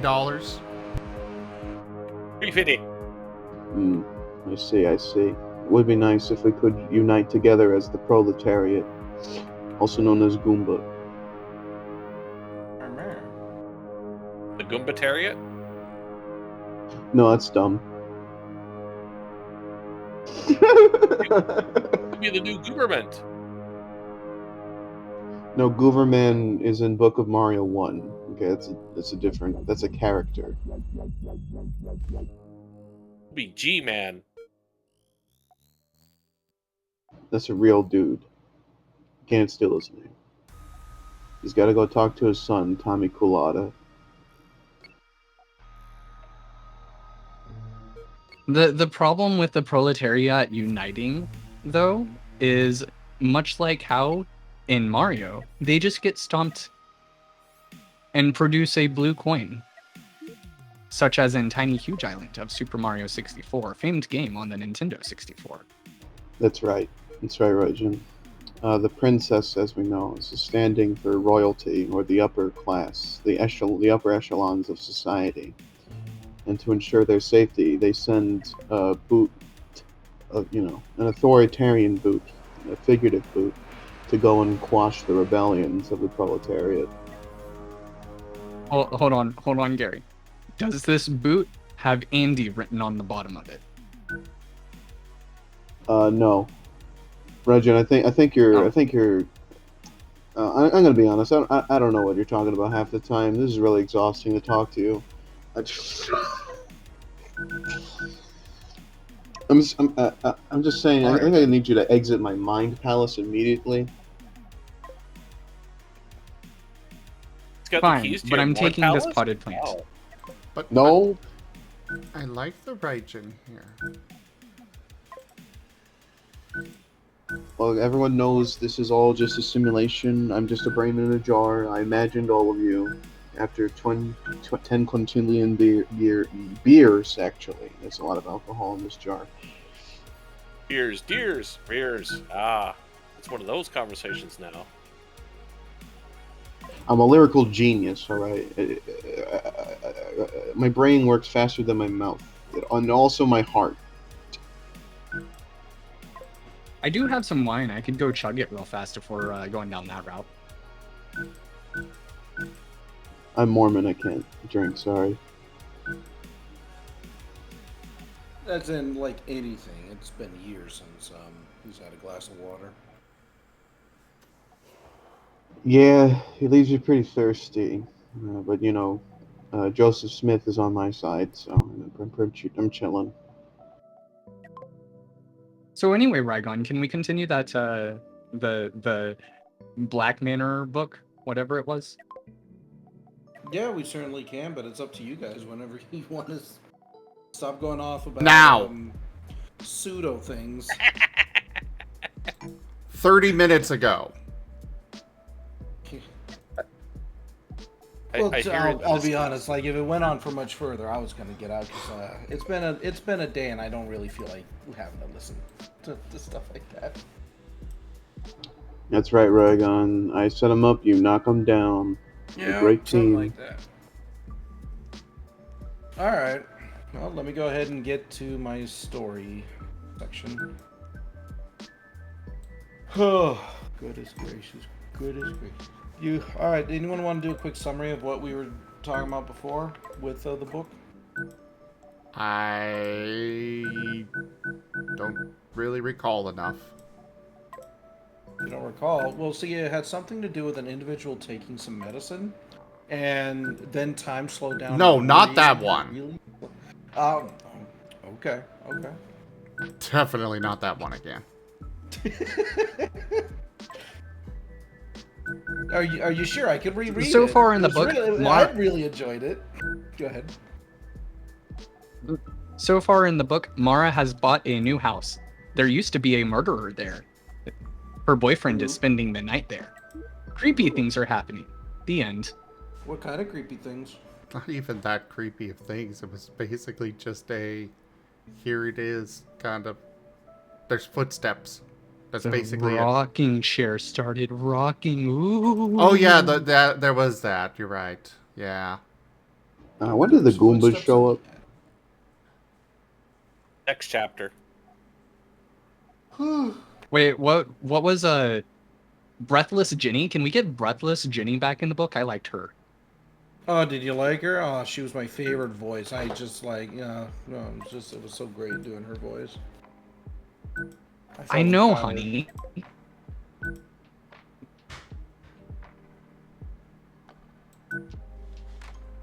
Alright, give me a second to take something to help me stay awake.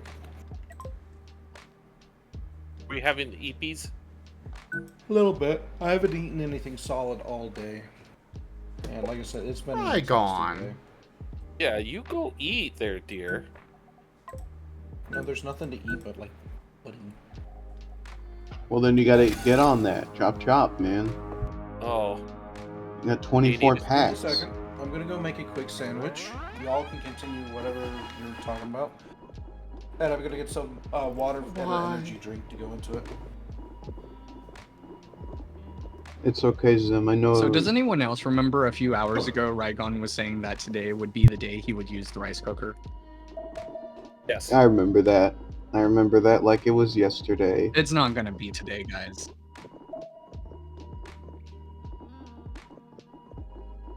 I feel like we need to get a food basket for him.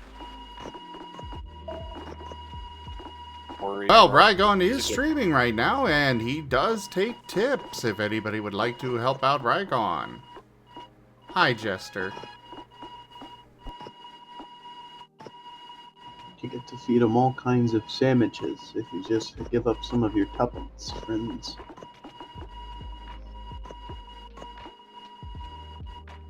Anyhow, If I had a credit card, I would.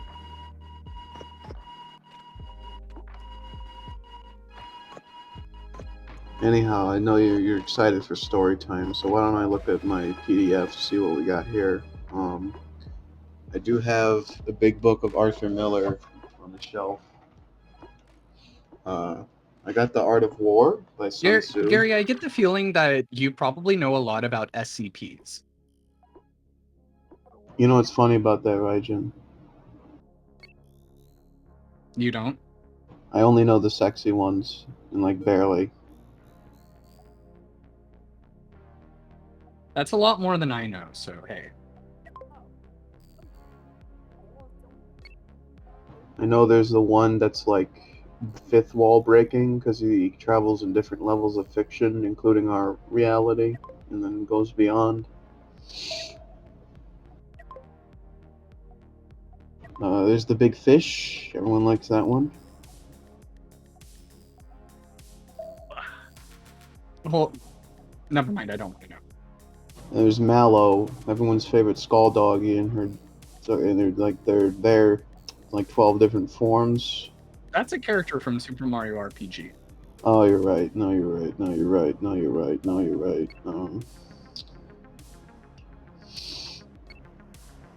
There's the Pinata one. She's pretty funny. She murders children. Very cool. We like her. There's a guy from Truly cause 2000. for celebration. Indeed. That's why the candy came out of those kids, you know.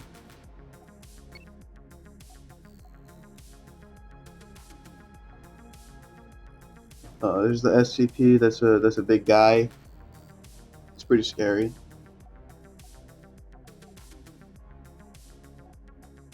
Y'all know that Scooby-Doo villain that's just a guy wearing a sheet and like wields an axe? I think he's in SCP-2, but I don't remember. Oh, I hope so too. I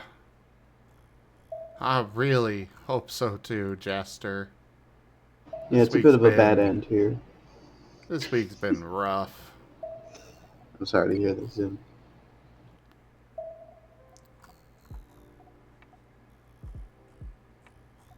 Oh, here I have the Neverhood Hall of Records. That's a good read.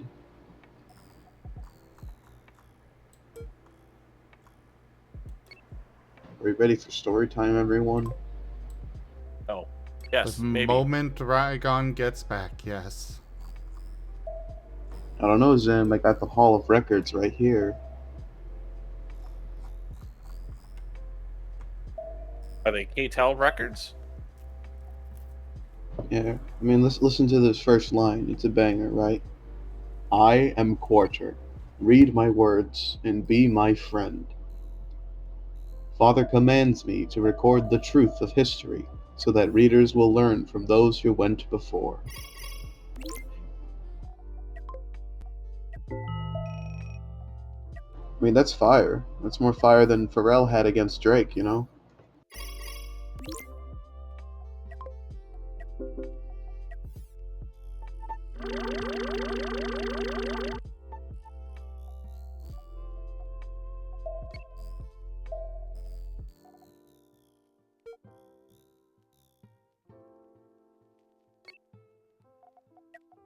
I suppose this is why I don't have friends.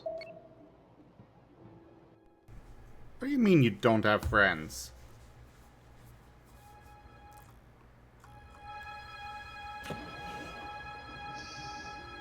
Alright, I'm back. Aw, thank Welcome God. back. Welcome back. Zim was talking my ear off. Thank you, Rdyjin. Yeah, you betcha. You know, you can always tell an individual to, cease the communications. They'll probably be okay. I haven't unlocked that part of the skill tree yet. Ah, that would explain it. Whew. Whew. Let me go ahead and eat my sandwich here real quick and we can get started. Alright. You know, I was just reading the Neverhood Hall of Records Yeah? until you came in, yeah.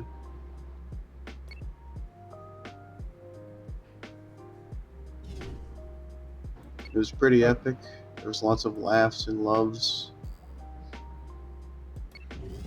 There is?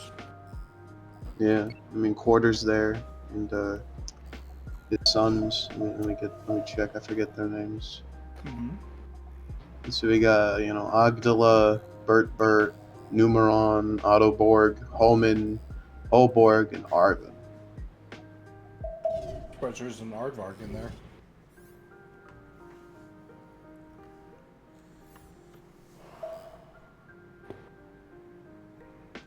And then, of course, Quarter is the son of Father, who is, of course, the unknown creator of all.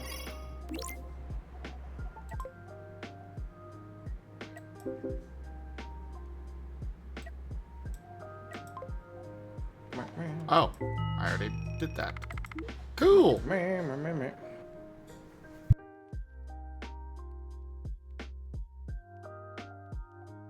I'll be right back. No problem.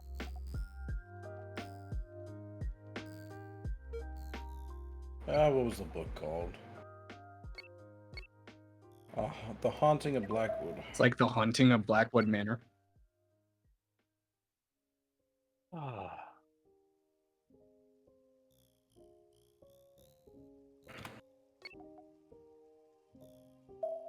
Okay.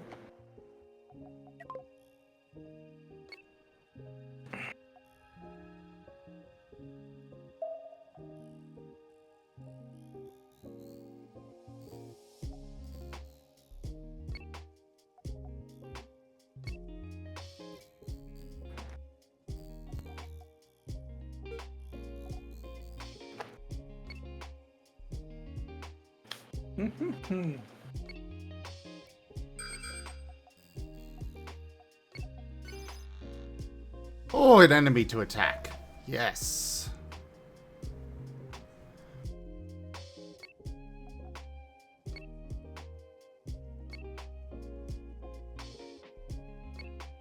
Interesting.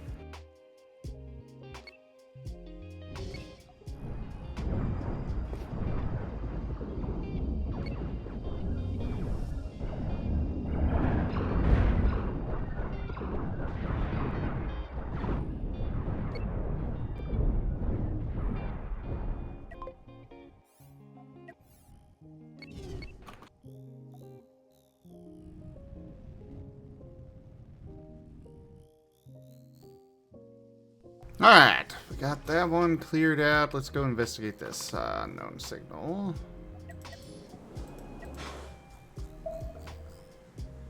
We will have you scoop up all this. Ooh.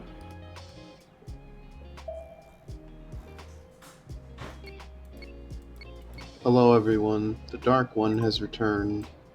Welcome back.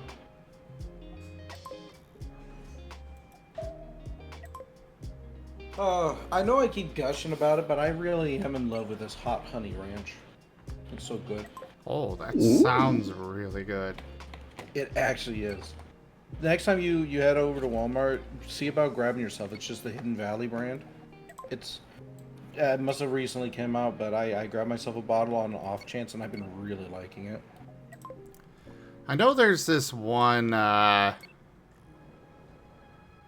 variety of ranch that I would get as part of a like salad kit. That it is so good. It's this southwestern one. And it's like The build your own guys, salad one, right? yeah, one of those salad kits that, you know, you just it's got all the ingredients there already. But they haven't really you can't just get the ranch. They don't have it available. And I haven't been able to find anything else that compares. Is this from Walmart? Yes. Do you know specifically what brand salad? I believe it was Dole.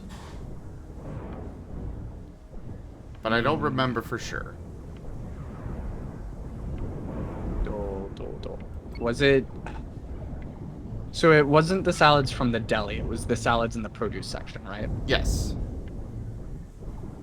Okay. Next shift I'm at Walmart, I'll take a look and see if I can figure it out for you.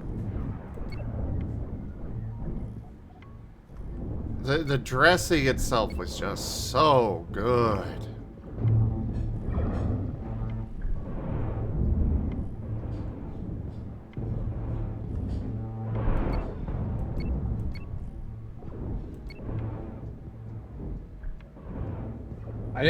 We might have...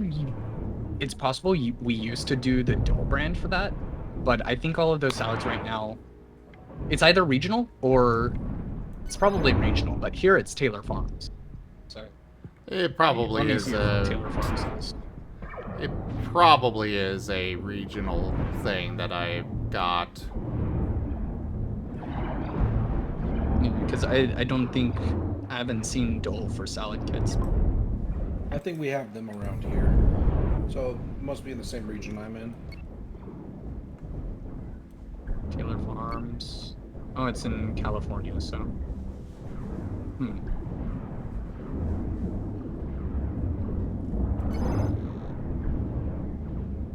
I don't know, I'll take a look. Ooh. My mouth is burning from the heat.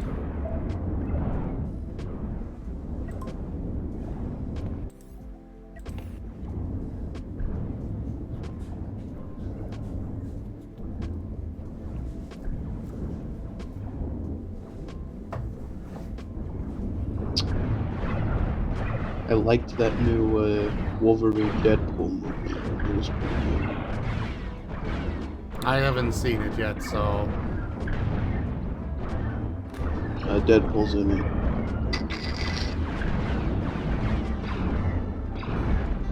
Thank you. Thank you. I was unaware of that. Sorry there, Zim. I know how much you hate spoilers, but I am that guy. Someone tells me they haven't read Harry Potter yet, I go, Dumbledore, and then they go, that friendship's over. What about Dumbledore? What happened? Did something happen to Dumbledore? I don't know. I think he's like a side character or something. He helps out the main guy. Very similar, yes, Rdyjin. Okay. Alright, let's go ahead and get a voice practice up.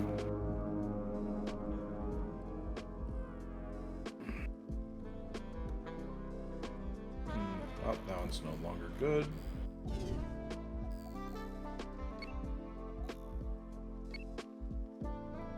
What's no longer good?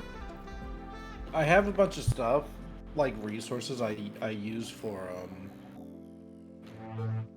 voice practice, and some of these links are years old and they no longer work. Oh.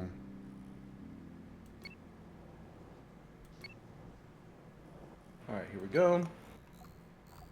Do, do, re, mi. Try to imagine life without timekeeping. You probably can't. You know the month, the year, the day of the week. Yet all around you, timekeeping is ignored. Birds are not late. A dog does not check his watch. Deer do not fret over passing birthdays. Man alone measures time. Man alone chimes the hour. And because of this, man alone suffers a paralyzing fear that no other creature endures. A fear of time running out. Meh, meh. Apparently I saved that in 2016. Interesting.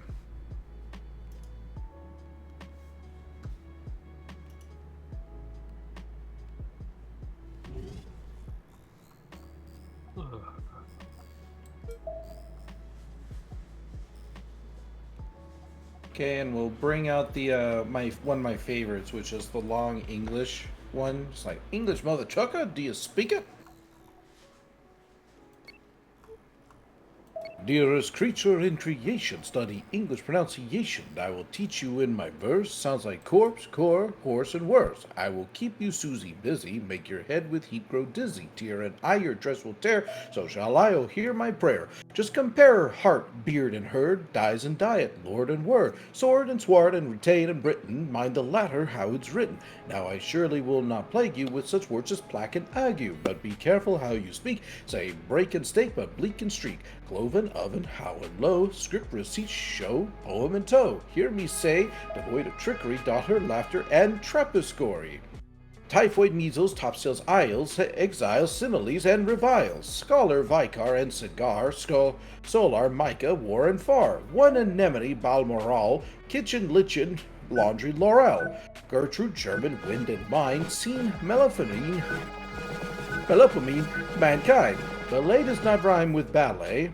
Billet does not rhyme with ballet. Bouquet, wallet, mallet, shallot. Blood and flood are not like food. Viscous, viscount, load and broad. Toward to forward to reward, and your pronunciation's okay when you correctly say croquet. Rounded, wounded, grieve and sieve. Friend and fiend, alive and live. Ivy, privy, famous clamor, and enamor rhyme with hammer. River, rival, tomb, bomb, comb, doll and roll and summon home. Stranger does not rhyme with anger, neither does devour with clangor. Cells be foul, haunt but ant. Font, front, want, grand and grant. Shoes goes does, now first say finger, and then singer, ginger, linger. And it goes on for like quite a few more sentences, but that should do it enough for some of the pronunciations.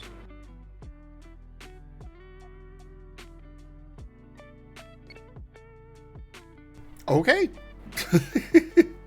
Well, you see why it's one of my favorites. It forces me to do all sorts of pronunciations. As well Yeah. as to, like, you know, do the reading ahead thing.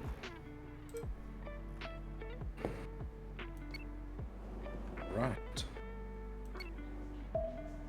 We ready to read? I'm ready. I know I am. Right.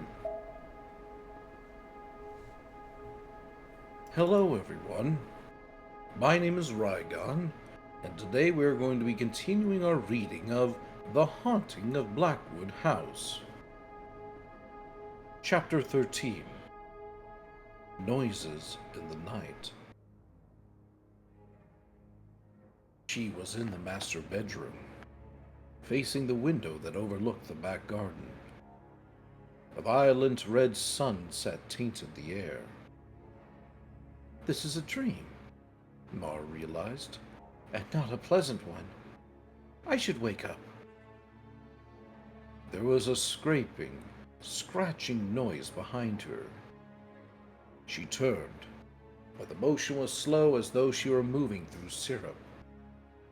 The furniture was no longer decayed and tattered, but plush and expensive looking.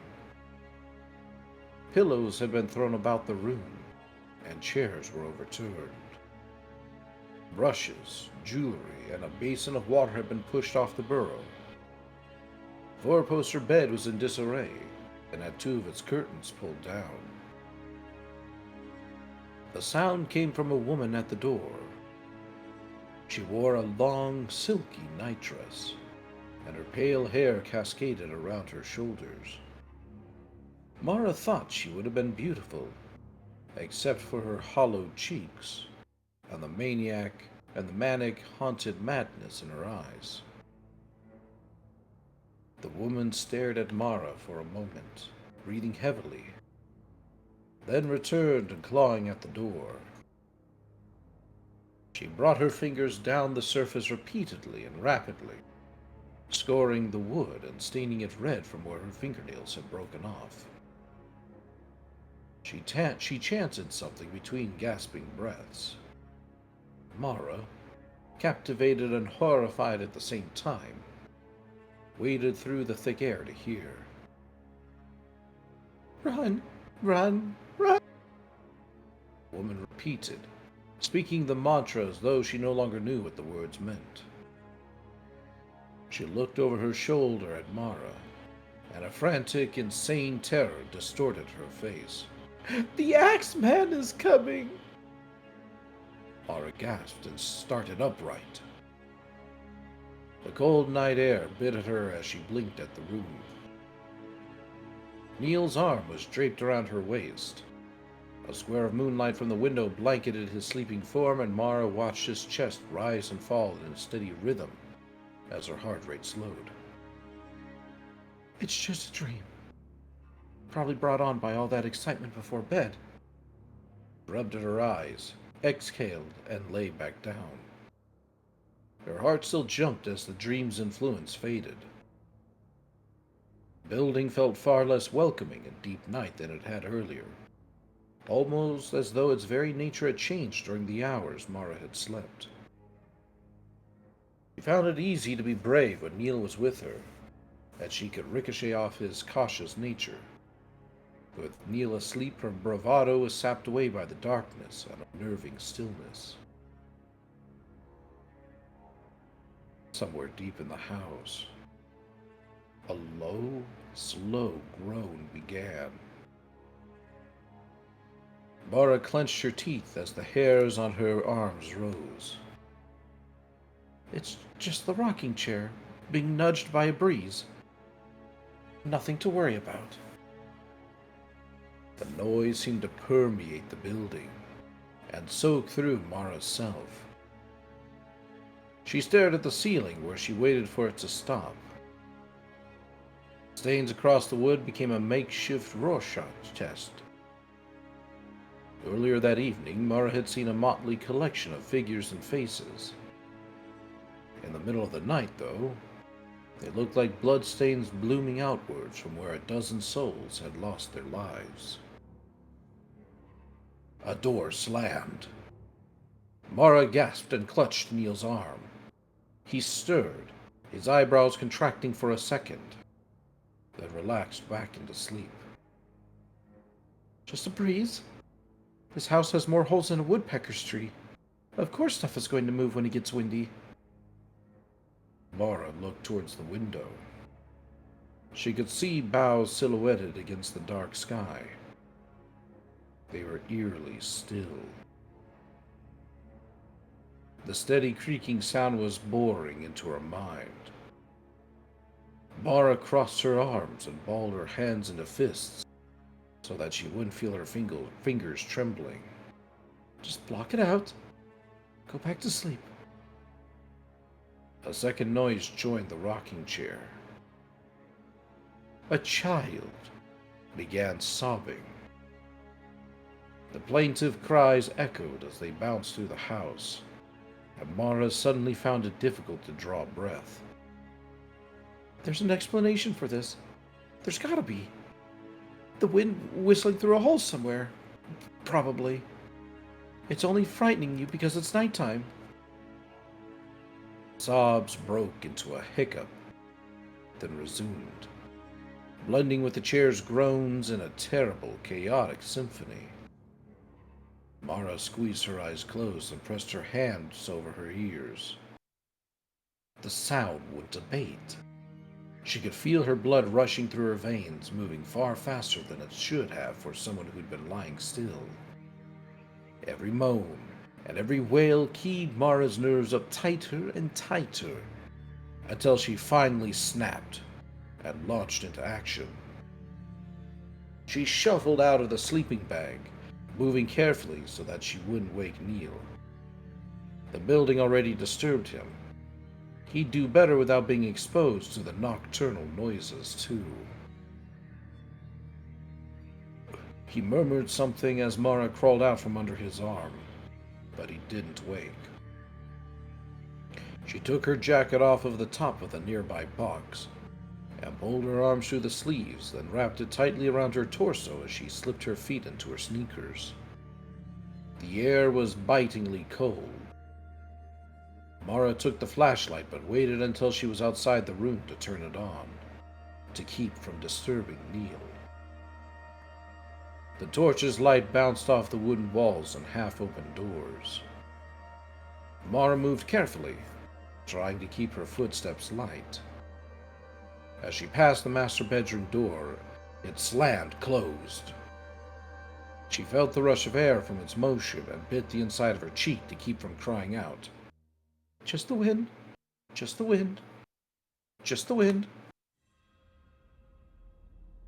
If on cue, the door slowly and laboriously drew itself open again. Its quiet groan nearly drowned out by the rocking chair and the wailing cries. I'll have to buy a new lock for this thing. Mara pulled the door back and stepped into the room to find something heavy to keep it from slamming shut again. A squat footstool sat beside an armchair. Mara put the flashlight between her teeth so she could drag the stool to the open doorway. The door slammed, and shock made her bite into the torch's handle. She spat the flashlight out onto her hand and turned back to the door. The scores that marred its surface, so much like fingernail marks, stood out clearly in her circle of light. Run! Run! Run! The Axeman is coming! Mara exhaled shakily. She moved to open the door again. And in the second before she touched the handle, a horrible idea wormed its way into her mind. What if the door's locked? What if you're trapped in this room just like the golden-haired woman, doomed to scrabble and scream for mercy as the shadows drown you? Shut up, Mara whispered, and her voice broke. The handle's cold metal almost felt as though it had an electric charge as she turned the knob. The door opened without complaint. Mara released a lungful of air she hadn't even realized she'd been holding. She pushed the door fully open, then dragged the footstool in front of it to keep it that way. Then she returned to the hallway and listened. The downstairs noises hadn't abated. If anything, they'd grown louder. She couldn't detect any stirring in her bedroom, though. Neil seemed to still be asleep. She took the stairs quickly, keeping to their edges to minimize creaking. Once on the ground floor, she turned to the living room.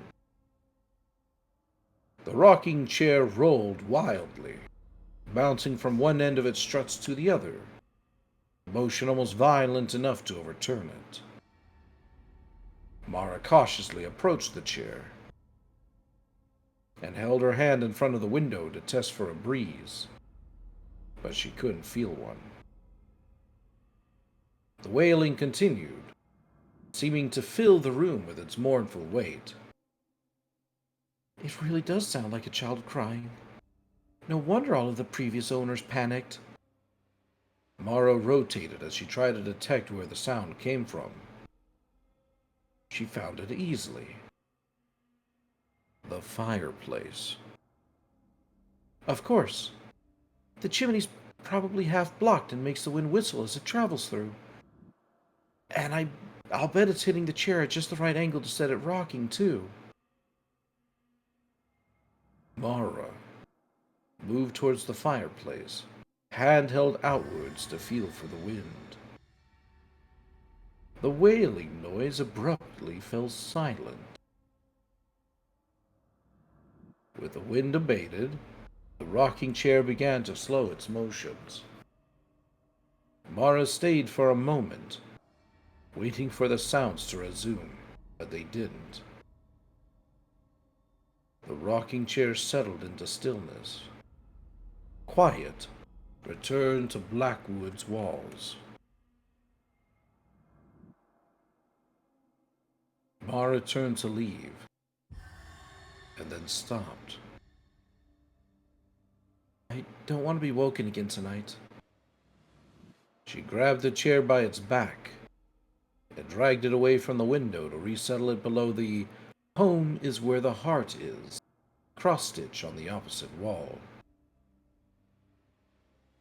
That should do it. She turned back to the foyer and jumped as a distant voice startled her. Mara? Neil had awoken. Mara felt a pang of guilt at the anxious tone in his voice. I'm here. Everything's okay. He took the stairs 2 at a time. He met her in the hallway, his hair even messier than normal, and pulled her into a hug. You all right? Mara laughed. Of course I am. It's not like the house is going to eat me. Ha! Yeah, of course. Neil didn't sound reassured. Mara let him keep his arm around her as they returned to the bedroom. She hoped he wouldn't feel her trembling. That is the end of chapter 13.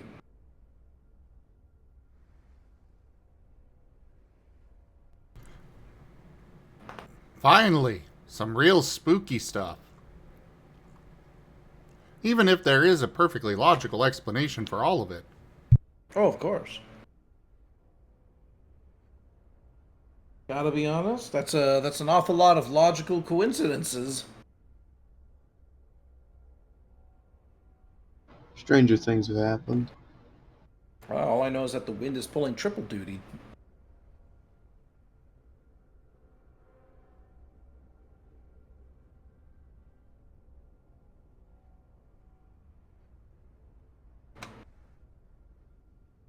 Uh-huh. We gonna continue, or? Yeah, I'm good to keep going. Sure.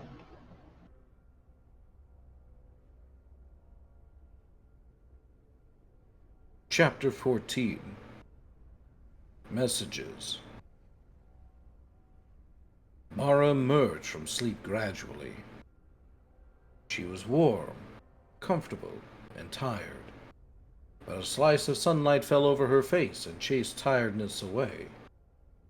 She stretched and felt Neil's heavy arm around her waist. Neil? His warm weight was comfortable, and she toyed with the idea of letting him rest for longer, but she had a feeling they'd already overslept. She tried to worm her way out of the sleeping bag, but the motion disturbed Neil, who tightened his grip and mumbled something about it still being night.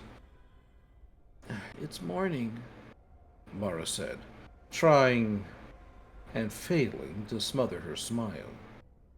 "And you're being clingy." "Uh-huh." He pulled her still closer.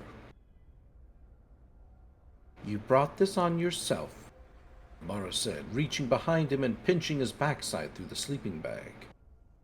He started awake and blinked. Good morning." She pecked his lips before he could figure out what had happened. "Time to get up." Neil pressed his forehead against hers. "Go back to sleep, Mara. It's too early." "Sun's already high." Neil twisted and looked behind himself and groaned at the light coming through the window. "Cripes, I'm gonna be late for work." Mara watched him clamber out of the sleeping bag and shake himself awake. He stretched, his muscles straining against his shirt, then turned his smile on her. "Want some bacon and eggs for breakfast?" I don't want to make you late," she said, then caught herself. "Wait, did you seriously bring bacon?" "Another half hour won't kill me, and yes." He offered Mara his hand and pulled her to her feet. "Go get changed while I start cooking." Mara swapped her pajamas for jeans and an old t-shirt in the bathroom. She planned to start cleaning that morning and had chosen clothes that she didn't mind ruining. She wasn't brave enough to try running water into the bathtub, so she washed her face and arms in the sink and attempted to control her hair in the cracked mirror. By the time she returned to the bedroom, the smell of bacon saturated the air. Neil had changed into his work clothes while she was gone, and was digging the bag of salad leaves out of the icebox. Mara settled, cross-legged on the sleeping bag beside him. "You're tenacious, but I won't relent, not even for bacon." He took a handful of the leaves for himself, then dropped the bag back into the icebox with a wry smile. "All right, I'll let you win this time. I called Joe and told him to expect me by 9:30, and I'd like to check on Mum before then, but I still have a few minutes before I need to leave. Is there anything you'd like me to help with?" Mara accepted a plate of eggs, bacon, and untoasted bread. "I should be right for this morning. I thought I'd start with clearing some of the junk. I'll throw out that art display on the dining table so we can have an actual surface to eat off of tonight." "Sounds good. I left gloves, bags, and face masks in the box there." She grimaced around a piece of bacon. "Face masks?" "For mold. Don't worry about patching holes. I'll come by after work and start the reconstructive stuff then." Neil was wolfing his food down. "Does your phone get reception here?" Most of the time." Mara avoided mentioning that the battery was dead. Neil was a fixer, and the fewer problems she gave him, the less he would feel compelled to do. She was already juggling work, his mother, at Mara's house. She didn't want him wasting his time on recharging her phone, too. "Great. Call me if there's any trouble. I don't mind leaving work early if you want help, or even if you would need me to pick you up." "He's still worried about the house." "I'm sure I'll be fine. There's plenty to do, so I can guarantee I won't be bored." "Huh." Neil frowned as he swallowed the last of his sandwich. "Where'd you go last night, by the way? I woke up and you weren't there." Too excited to sleep, Mara lied. When exploring. Now, get out of here before your tardiness reach unforgivable levels. I'll clean up first. Don't bother. I can take care of it. Mara plucked his jacket from where he draped it on a box and shook it out. Say hi to your mom for me. Will do. Call me if you need me. And Mara? Yeah? Love you. Neil kissed her, and her heart gave a delightful flip. She kissed him back and pushed his jacket into his hands and shoved him towards the door. She then went to one of the rooms on the other side of the house and watched through the window as he got into his car, then sped down the driveway. She sighed and leaned against the window pane, then jerked back with a grimace. It was filthy. Well, it's not like I'm going to get cleaner as the day progresses. Better start now. Mara returned to the bedroom, turned off the gas heater, and disassembled the cooled cooker. She washed the cooking plates and cutlery in the bathroom, then laid them on top of a box to dry. The plastic plates went into a garbage bag. She then tore a spare bag off of the roll, found the gloves Neil had told her about, and went downstairs. She found the dining table's abandoned settings fascinating, and almost wished she could leave them as they were. Rather than throwing the plates out one at a time, she picked up the starchy, crunchy tablecloth's edge and wrapped the whole setting in a bundle before shoving it into a bag. Tied the bag off and dropped it into the foyer. The tablecloth had protected the table from most of Time's aggression, and the surface looked almost new after a quick wash. Mara then worked her way through the 8 wooden chairs, taking frequent trips to the kitchen to rinse the dust off the cloth. When she finished, she had a dinner table not even Neil could be squeamish about. What's next? Mara muttered, then sighed and turned towards the kitchen. It was the natural choice, but also the dirtiest room in the building. She grudgingly put on one of the face masks, collected a new bag and a stack of cloths, and spent the next 4 hours throwing out anything too dirty to salvage, cleaning everything else. Cripes. Mara leaned her back against the still wet tile wall and flexed her shoulders as she surveyed her work. She liked to think of herself as decently hardened against gross things, but the kitchen had been a graveyard for cockroaches and mice in various stages of decomposition. She hoped the critters had only congregated there because of the plentiful spilt food and weren't indicative of what she could expect in other rooms. There were 2 cooking options in the kitchen: a gas stove, which Mara suspected had been installed by the house's last owners, or not long before them, and an ancient wood oven. Mara had tried the stove and was delighted to find it still worked. The oven was halfway to falling apart, but it looked like it would still be functional provided the vent wasn't blocked. Mara reached into her phone to check the time on her phone, then remembered she'd left it, dead, upstairs. She looked through the window and guessed it might be early afternoon. Neil said he'd come around 3. What else can I get done before then? She was trying to work through the house in the most logical order. It meant recreational and spare rooms would be left for last. We've now got somewhere to eat and somewhere to cook, so I guess next on our list are the bathroom and bedroom. Mara returned upstairs and cleaned out the sink and the toilet as well as she could. She didn't bother cleaning the mirror or the bathtub, as they both needed to be removed. Next was the bedroom. Their temporary beds needed a quick kick back into place, after which Mara packed away the cooker and gave the floor another sweep. She was about to leave when the tattered wallpaper caught her attention. I wonder if it would be hard to pull off. The wood underneath should still be intact, right? Neil's knife sat with the cutlery that was drying on top of the box. Mara took it and approached the wall beside the door. She carefully scored the paper and tried pulling it back. To her delight, the glue had deteriorated over the years, The paper came away more easily than she had expected. She caught sight of wood underneath and began tugging harder. The paper pulled free in long shreds.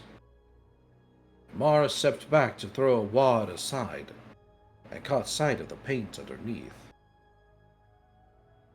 She hoped it was paint, at least. A dark brown something had stained words onto the wood. Mara could make out "Our house this" and fragments of other letters. Frowning, she continued tearing the paper away until the wall was clear. She wished she hadn't.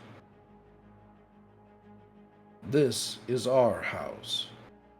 This is our house. This is our house. This is our house. This is our house. This is our house. That is the end of chapter 14. I was more expecting it to be, this is our house, this is our tomb. Yeah, that probably would have been pretty cool. That Our would've been- house in the middle of the street. That would have just been more creepy than what it actually was.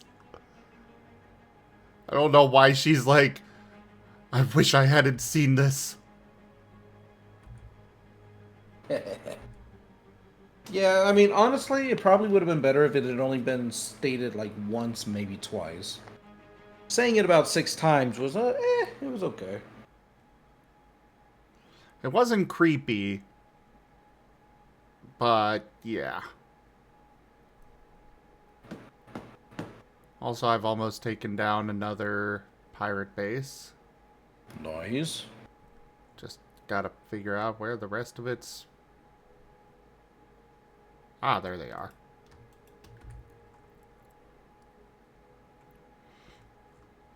And there we go.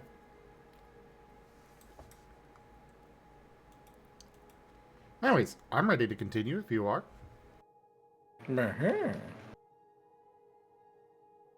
I'd say give me just a quick second.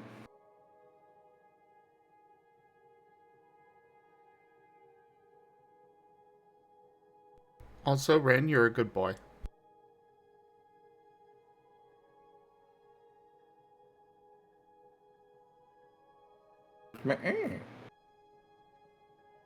Oh, we lost Prakash. Aw. Oh yeah, he needed to take his headset off. He left Gotcha. before you started reading. Gotcha.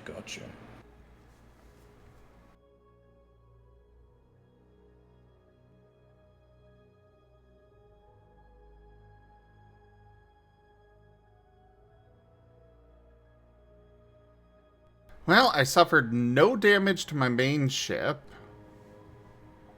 Though my Y-wings weren't quite so lucky.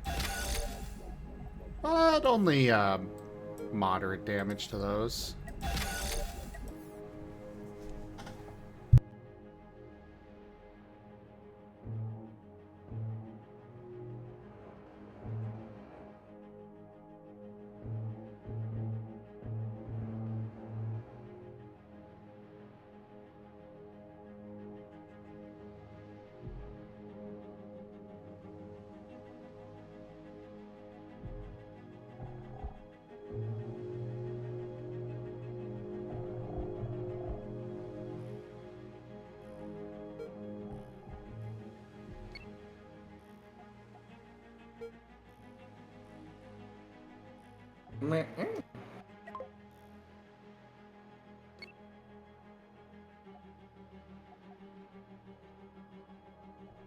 A Duke.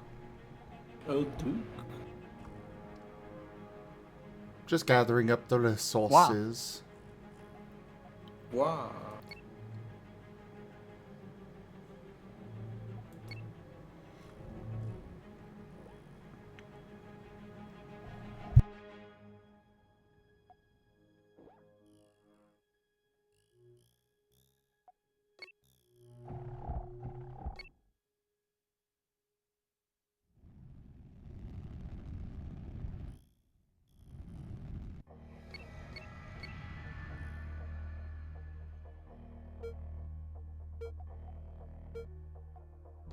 Oh, wow. This guy put a laser show in his bedroom. Doesn't surprise me. That's kind of neat.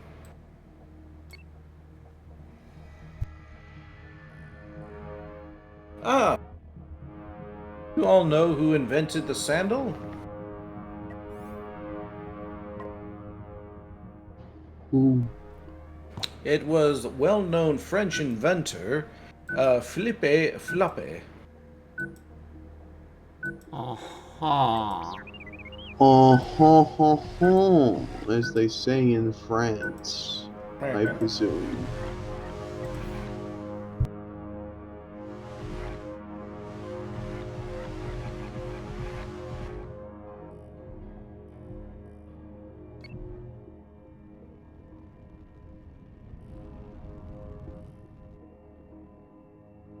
Oh, that's a good joke. Do you know what career always puts you in ruin? Archaeologist? You got it.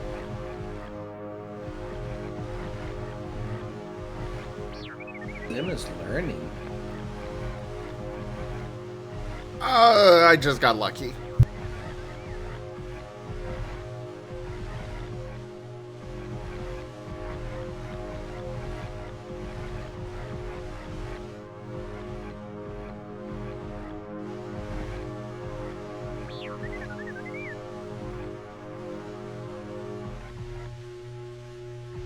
Well, I got about 20 minutes left, so Before what? that's when I'll be ending stream. Oh.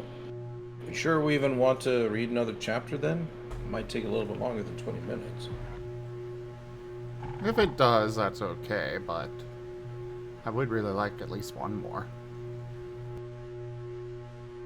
Okay. It will require another bois from Rdyjin.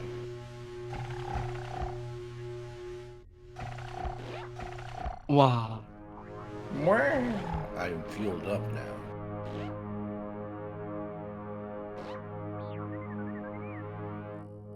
Let me see. Yeah, this one's decently long.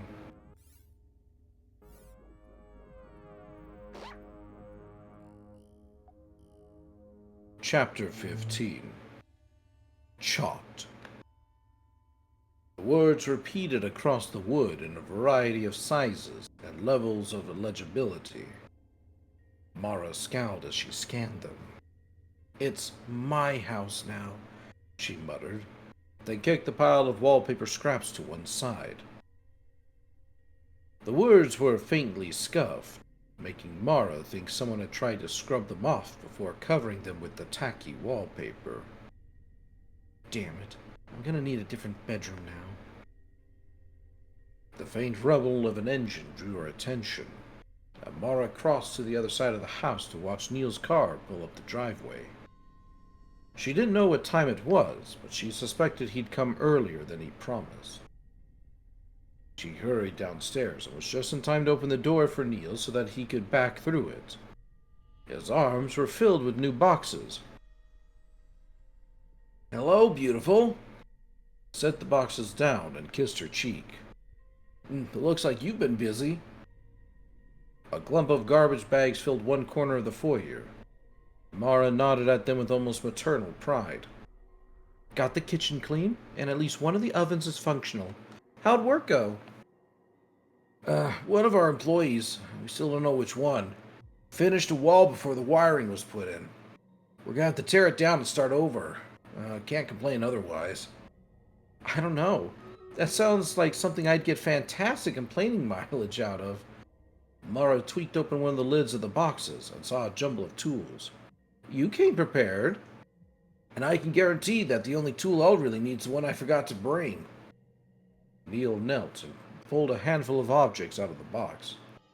"I brought you a few things too. Here." Mara held out her hands. Into them, Neil dropped a compact USB flashlight, a canister of pepper spray, and a taser.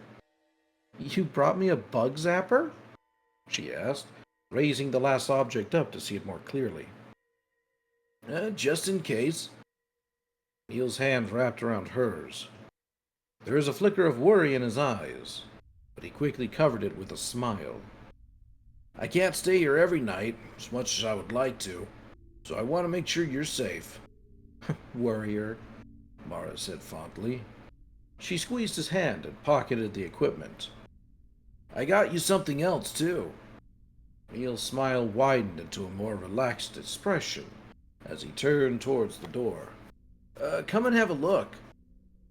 Mara stood on the porch and crossed her arms as Neil opened the back of his car and began working a two-seater couch out. What on earth? Mara muttered. How did you even fit that in there? I played a lot of Tetris as a child. Neil freed the chair from the car and flipped it over his shoulder with a grunt. Mara shook her head as he carried the couch past her. Hold up. I never agreed to this. Did you buy it? How much did it cost? A friend was throwing it out, and I thought you might like it. It'll give you somewhere to sit. Neil crouched slightly as he warmed the chair through the front door. Where do you want it? In the sitting room? A friend was throwing it out, huh? Mara narrowed her eyes as she followed Neil. I guess he was sick of looking at his brand new couch. Neil lowered the chair in front of the sitting room's fireplace. You're not accusing me of lying, are you? No. Mara pursed her lips. But you've stoically refused to look me in the eye since you first announced this. Ah! Neil finally turned towards her. His sheepish grin was all the answer she needed. Take it back. Mara fought to keep her irritation from creeping into her voice. I don't need charity. Mara. No, I'm sorry you had to go through all the trouble of bringing it here, but I can buy my own furniture, thank you very much. Neil sighed and gave an exaggerated shrug. Well, what a pain. I guess if you don't want it, then I'll take it to the dump. Don't play dumb. Just return it to whichever store you bought it from. My friend was throwing it out anyway. I don't know of anyone else who needs a couch, so... Mara pinched the bridge of her nose. Neil was determined to be stubborn. She could tell he was fully prepared to carry through with his threat and throw the chair out. It would be good to have somewhere comfortable to sit. And it's a nice pattern, too. Fine, leave it. But don't think I'm happy about this. Love you too. Neil pecked her cheek before she could bat him away. Mara failed to contain her grin. Now, is there anything I can help you with, or would you like me to start patching holes? Holes, please.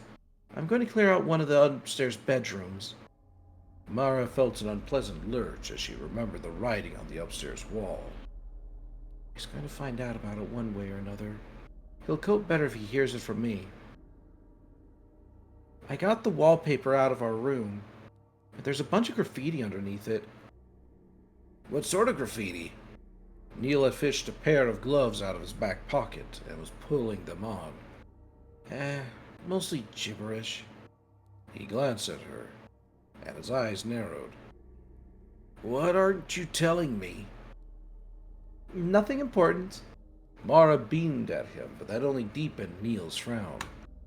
He abandoned the box and climbed the stairs. She sighed and followed close behind. Oh, said as he read the message. Who wrote this? Mara threaded her arm through his. My guess is a vandal. This place was notorious for being haunted, yeah? I'll bet some kid came in during one of its vacant phases and painted that message over the wall to enhance the atmosphere. The next owners obviously didn't appreciate it, but they couldn't afford to remove the wood, so they put the wallpaper over it instead. Neil squeezed her hand. Move to a different room. One with bare walls. Will do, boss. Mara searched through the upstairs while Neil began work below. The remaining empty rooms all had broken windows, so she eventually settled on a furnished room with intact panes. It would be a lot of work to clear the furniture out, but she decided she'd eventually need to do that either way. new room also faced the backyard. It must have had a blue theme, but the bedspread and curtains were all badly faded. Mara bundled the loose cloths into a bag, then worked the mattress off its frame. She dragged it halfway down the stairs before Neil noticed and ran to help her. "Don't put your back out," he said, pulling the mattress out of her hands. "My back's fine, but thank you." Neil threw the mattress onto the porch where they wouldn't trip over it. Then Mara followed him into the dining room and whistled at the sight of the enlarged hole in the wall. It's not as bad as it looks." Neil took up the crowbar and began working another damaged plank free. "I'll have this one done before I go home tonight. It won't match the other wood. I'm afraid there's no way to fake the super old aesthetic you've got going on. But you can stain it a similar shade." "I'll be happy as long as it looks like the before photo of the Titanic rather than the after." Neil snorted and turned back to his work. Mara squeezed his shoulder on the way past and returned upstairs. Deciding what furnishings would stay and what would go was difficult. Once the organic, decayed items, the rugs, curtains, and mattress were gone, Mara examined the wooden bed frame, wardrobe, and bureau. Surprise, the latter two were empty, solid. Bed, on the other hand, had suffered from its burden. The mattress had become wet at some point and rotted through several of the slats. She kicked at one of them and it snapped. "This is definitely older than 20 years. It was probably a cheap bed when it was bought, too." It wouldn't fit through the doorway hole. Mara tried to prise it apart, but the wood had fused together. Grumbling, she returned downstairs. Neil had worked quickly. The damaged part of the wall had been removed, exposing the support beams, and moved on to measuring cut marks on the fresh wood he bought. I'll pay for that," Mara said, nodding towards the wood. "Just give me the receipt." Don't worry, I got it." "Neil," she narrowed her eyes and put a hint of threat into her voice, "I'll accept your help, and I'll even take your couch, but only as long as you're not out of pocket at the end of this. Give me the damn receipt." Okay, stubborn thing." Neil double-checked the measurement, then sat back on his haunches. "I'll get it for you later. Did you need any help upstairs?" "Huh? Oh, yeah. Did you happen to pack an axe in one of those boxes?" Neil's eyebrows rose. "I didn't, but I found a cupboard full of tools in the laundry last night. You might have some luck there. What do you need an axe for?" "I want to dismantle a bed, and an axe seems like the easiest way to do it." Neil jumped to his feet and hurried after Mara as she wove through the kitchen. "Whoa, what? I'm sure there's an easier way to pull a bed frame apart." She wrenched the cupboard doors open and caught sight of a large axe sitting in the corner. "No, this'll do nicely." She flicked the cobwebs off it and hefted it to head height. Neil made a faint noise of alarm and nudged the axe so the blade wasn't pointed at Mara's face. "You'll lose a limb with that thing." "Nah, lumberjacking runs in my blood. Apparently some of my great-grandparents were woodcutters." "That's not a reassuring resume." "You need to worry less." Mara tried to lower the axe and used its blunt head to nudge Neil's chest. The shifting center of gravity threw her off balance. Neil had to step backwards to avoid being bludgeoned. "Keep patching the walls. I'll have the bed sorted before you're done." "Jeez," Neil muttered. "Let me do it at least." Mara clutched the axe close to her body and ducked out of the laundry. "Not a chance." She raced up the stairs, ignoring Neil's pleas for her to slow down, skidded down the hallway and into the bedroom. Bed waited under the window. Mara approached it, raised the axe above her head, and let gravity swing the heavy metal towards the wood. The blade hit the brace near the headboard and became lodged. Mara strained to pull it free, but then tried wiggling the handle, but the axe wouldn't budge. She turned to find Neil standing behind her, arms crossed, and gave him the sweetest smile she could muster. I don't suppose you'd be kind enough to free it for me? Neil seemed to be fighting to keep a smile off his face. I have a moral obligation to prevent you from decapitating yourself. Yesterday you promised you'd compromise sometimes, so let's compromise. We can butcher the bed if you like, but let me do it. Mara gave the axe a final tug, then sighed. All right, okay. Have at it, Mr. White Knight. Neil's callous fingers brushed a strand of hair away from Mara's face as he passed her, and the simple gesture was enough to fill her chest with a bubbly, giddy feeling. Settled back against the wall, watched him pull the axe free with one hand. Why was I arguing again? A grin grew as she watched Neil swing the axe in a smooth, practiced motion. His muscles bulged under his shirt, and there was something deliciously attractive about the way he stood, legs braced and head high, that Mara found irresistible. This is way more fun. Neil made quick work of the bed. He seemed to have an innate sense of where the fragile sections were and attacked them efficiently. Within a minute, Mara was left with a headboard and bed end and a mess of splintered braces and slats. Don't touch the wood, he said as he leaned the axe against the wall. It's full of splinters. I'll cart it downstairs. Or... He stepped closer and examined the slats. It's dry. I have a fireplace now. Why don't we have a fire? Neil considered the idea as though testing it for Mara-killing potential. Nodded. That could be nice, if you could wait until tomorrow. I'll bring some hot chocolate and marshmallows. Heck yes. Blackwood House was proving to be a series of firsts for Mara. First proper home, first basement, first cozy fire. She kicked at one of the broken planks, and a flicker of white caught her attention. What did I just say about not touching the wood?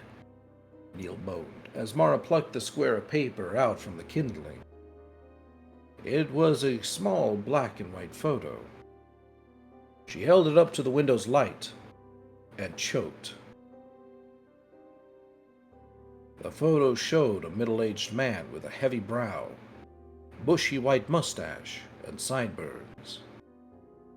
The cut of his coat and the picture's blurry, faded quality suggested it had been taken either in the late 19th or early 20th century. What the hell? Mara muttered. Neil peered over her shoulder. Ha! It looks like he'd be fun at a party. That's my great-great-grandfather. That is the end of chapter 15. Oh! Did not see that kind of a twist coming.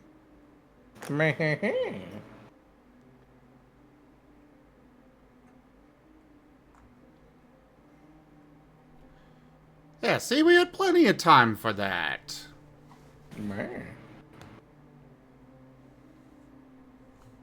And I am just about finished with the other pirate base.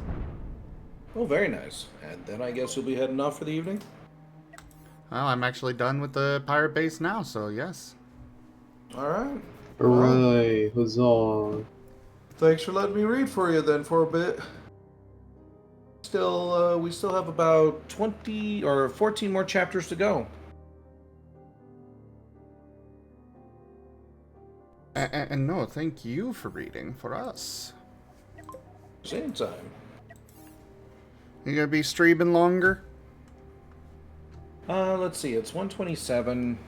Honestly, it's been a pretty tiring day. I think I might just try to get some sleep.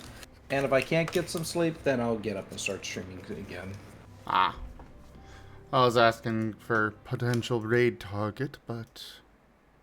Everyone, make sure you go check out Rdyjin if you, haven't. There you go. Oh. Hit that heart at the top of the chat. But for my part, thank you all so oh no, much. I unfollowed Rdyjin. Oh no! My viewers. Wait, this is just went like, backfiring. But thank you all so much for I'm sorry. joining us today for Cosmoteer and this Art Marten stream. Check out our website, cgfgaming.com. We've got links for our Discord, Telegram, Mastodon, Blue Sky, Patreon, and more. There on the website, as well as down in the description below through our link tree. Thank you to my patrons, tippers, and subscribers. It is your support that keeps this channel alive and going. I cannot do this without your guys' help and your support, whether you do it financially or just with your time. Consider becoming a patron over at patreon.com/zgfgaming. It's one of the best ways to support the channel, though you can also do so by subscribing to our YouTube, subscribing to us on Streamloots, or by using our Humble Bundle partner link. But for now, thank you all so much for joining, and I bid you the most fondest adieu. Bye bye. Bye-bye. See you later.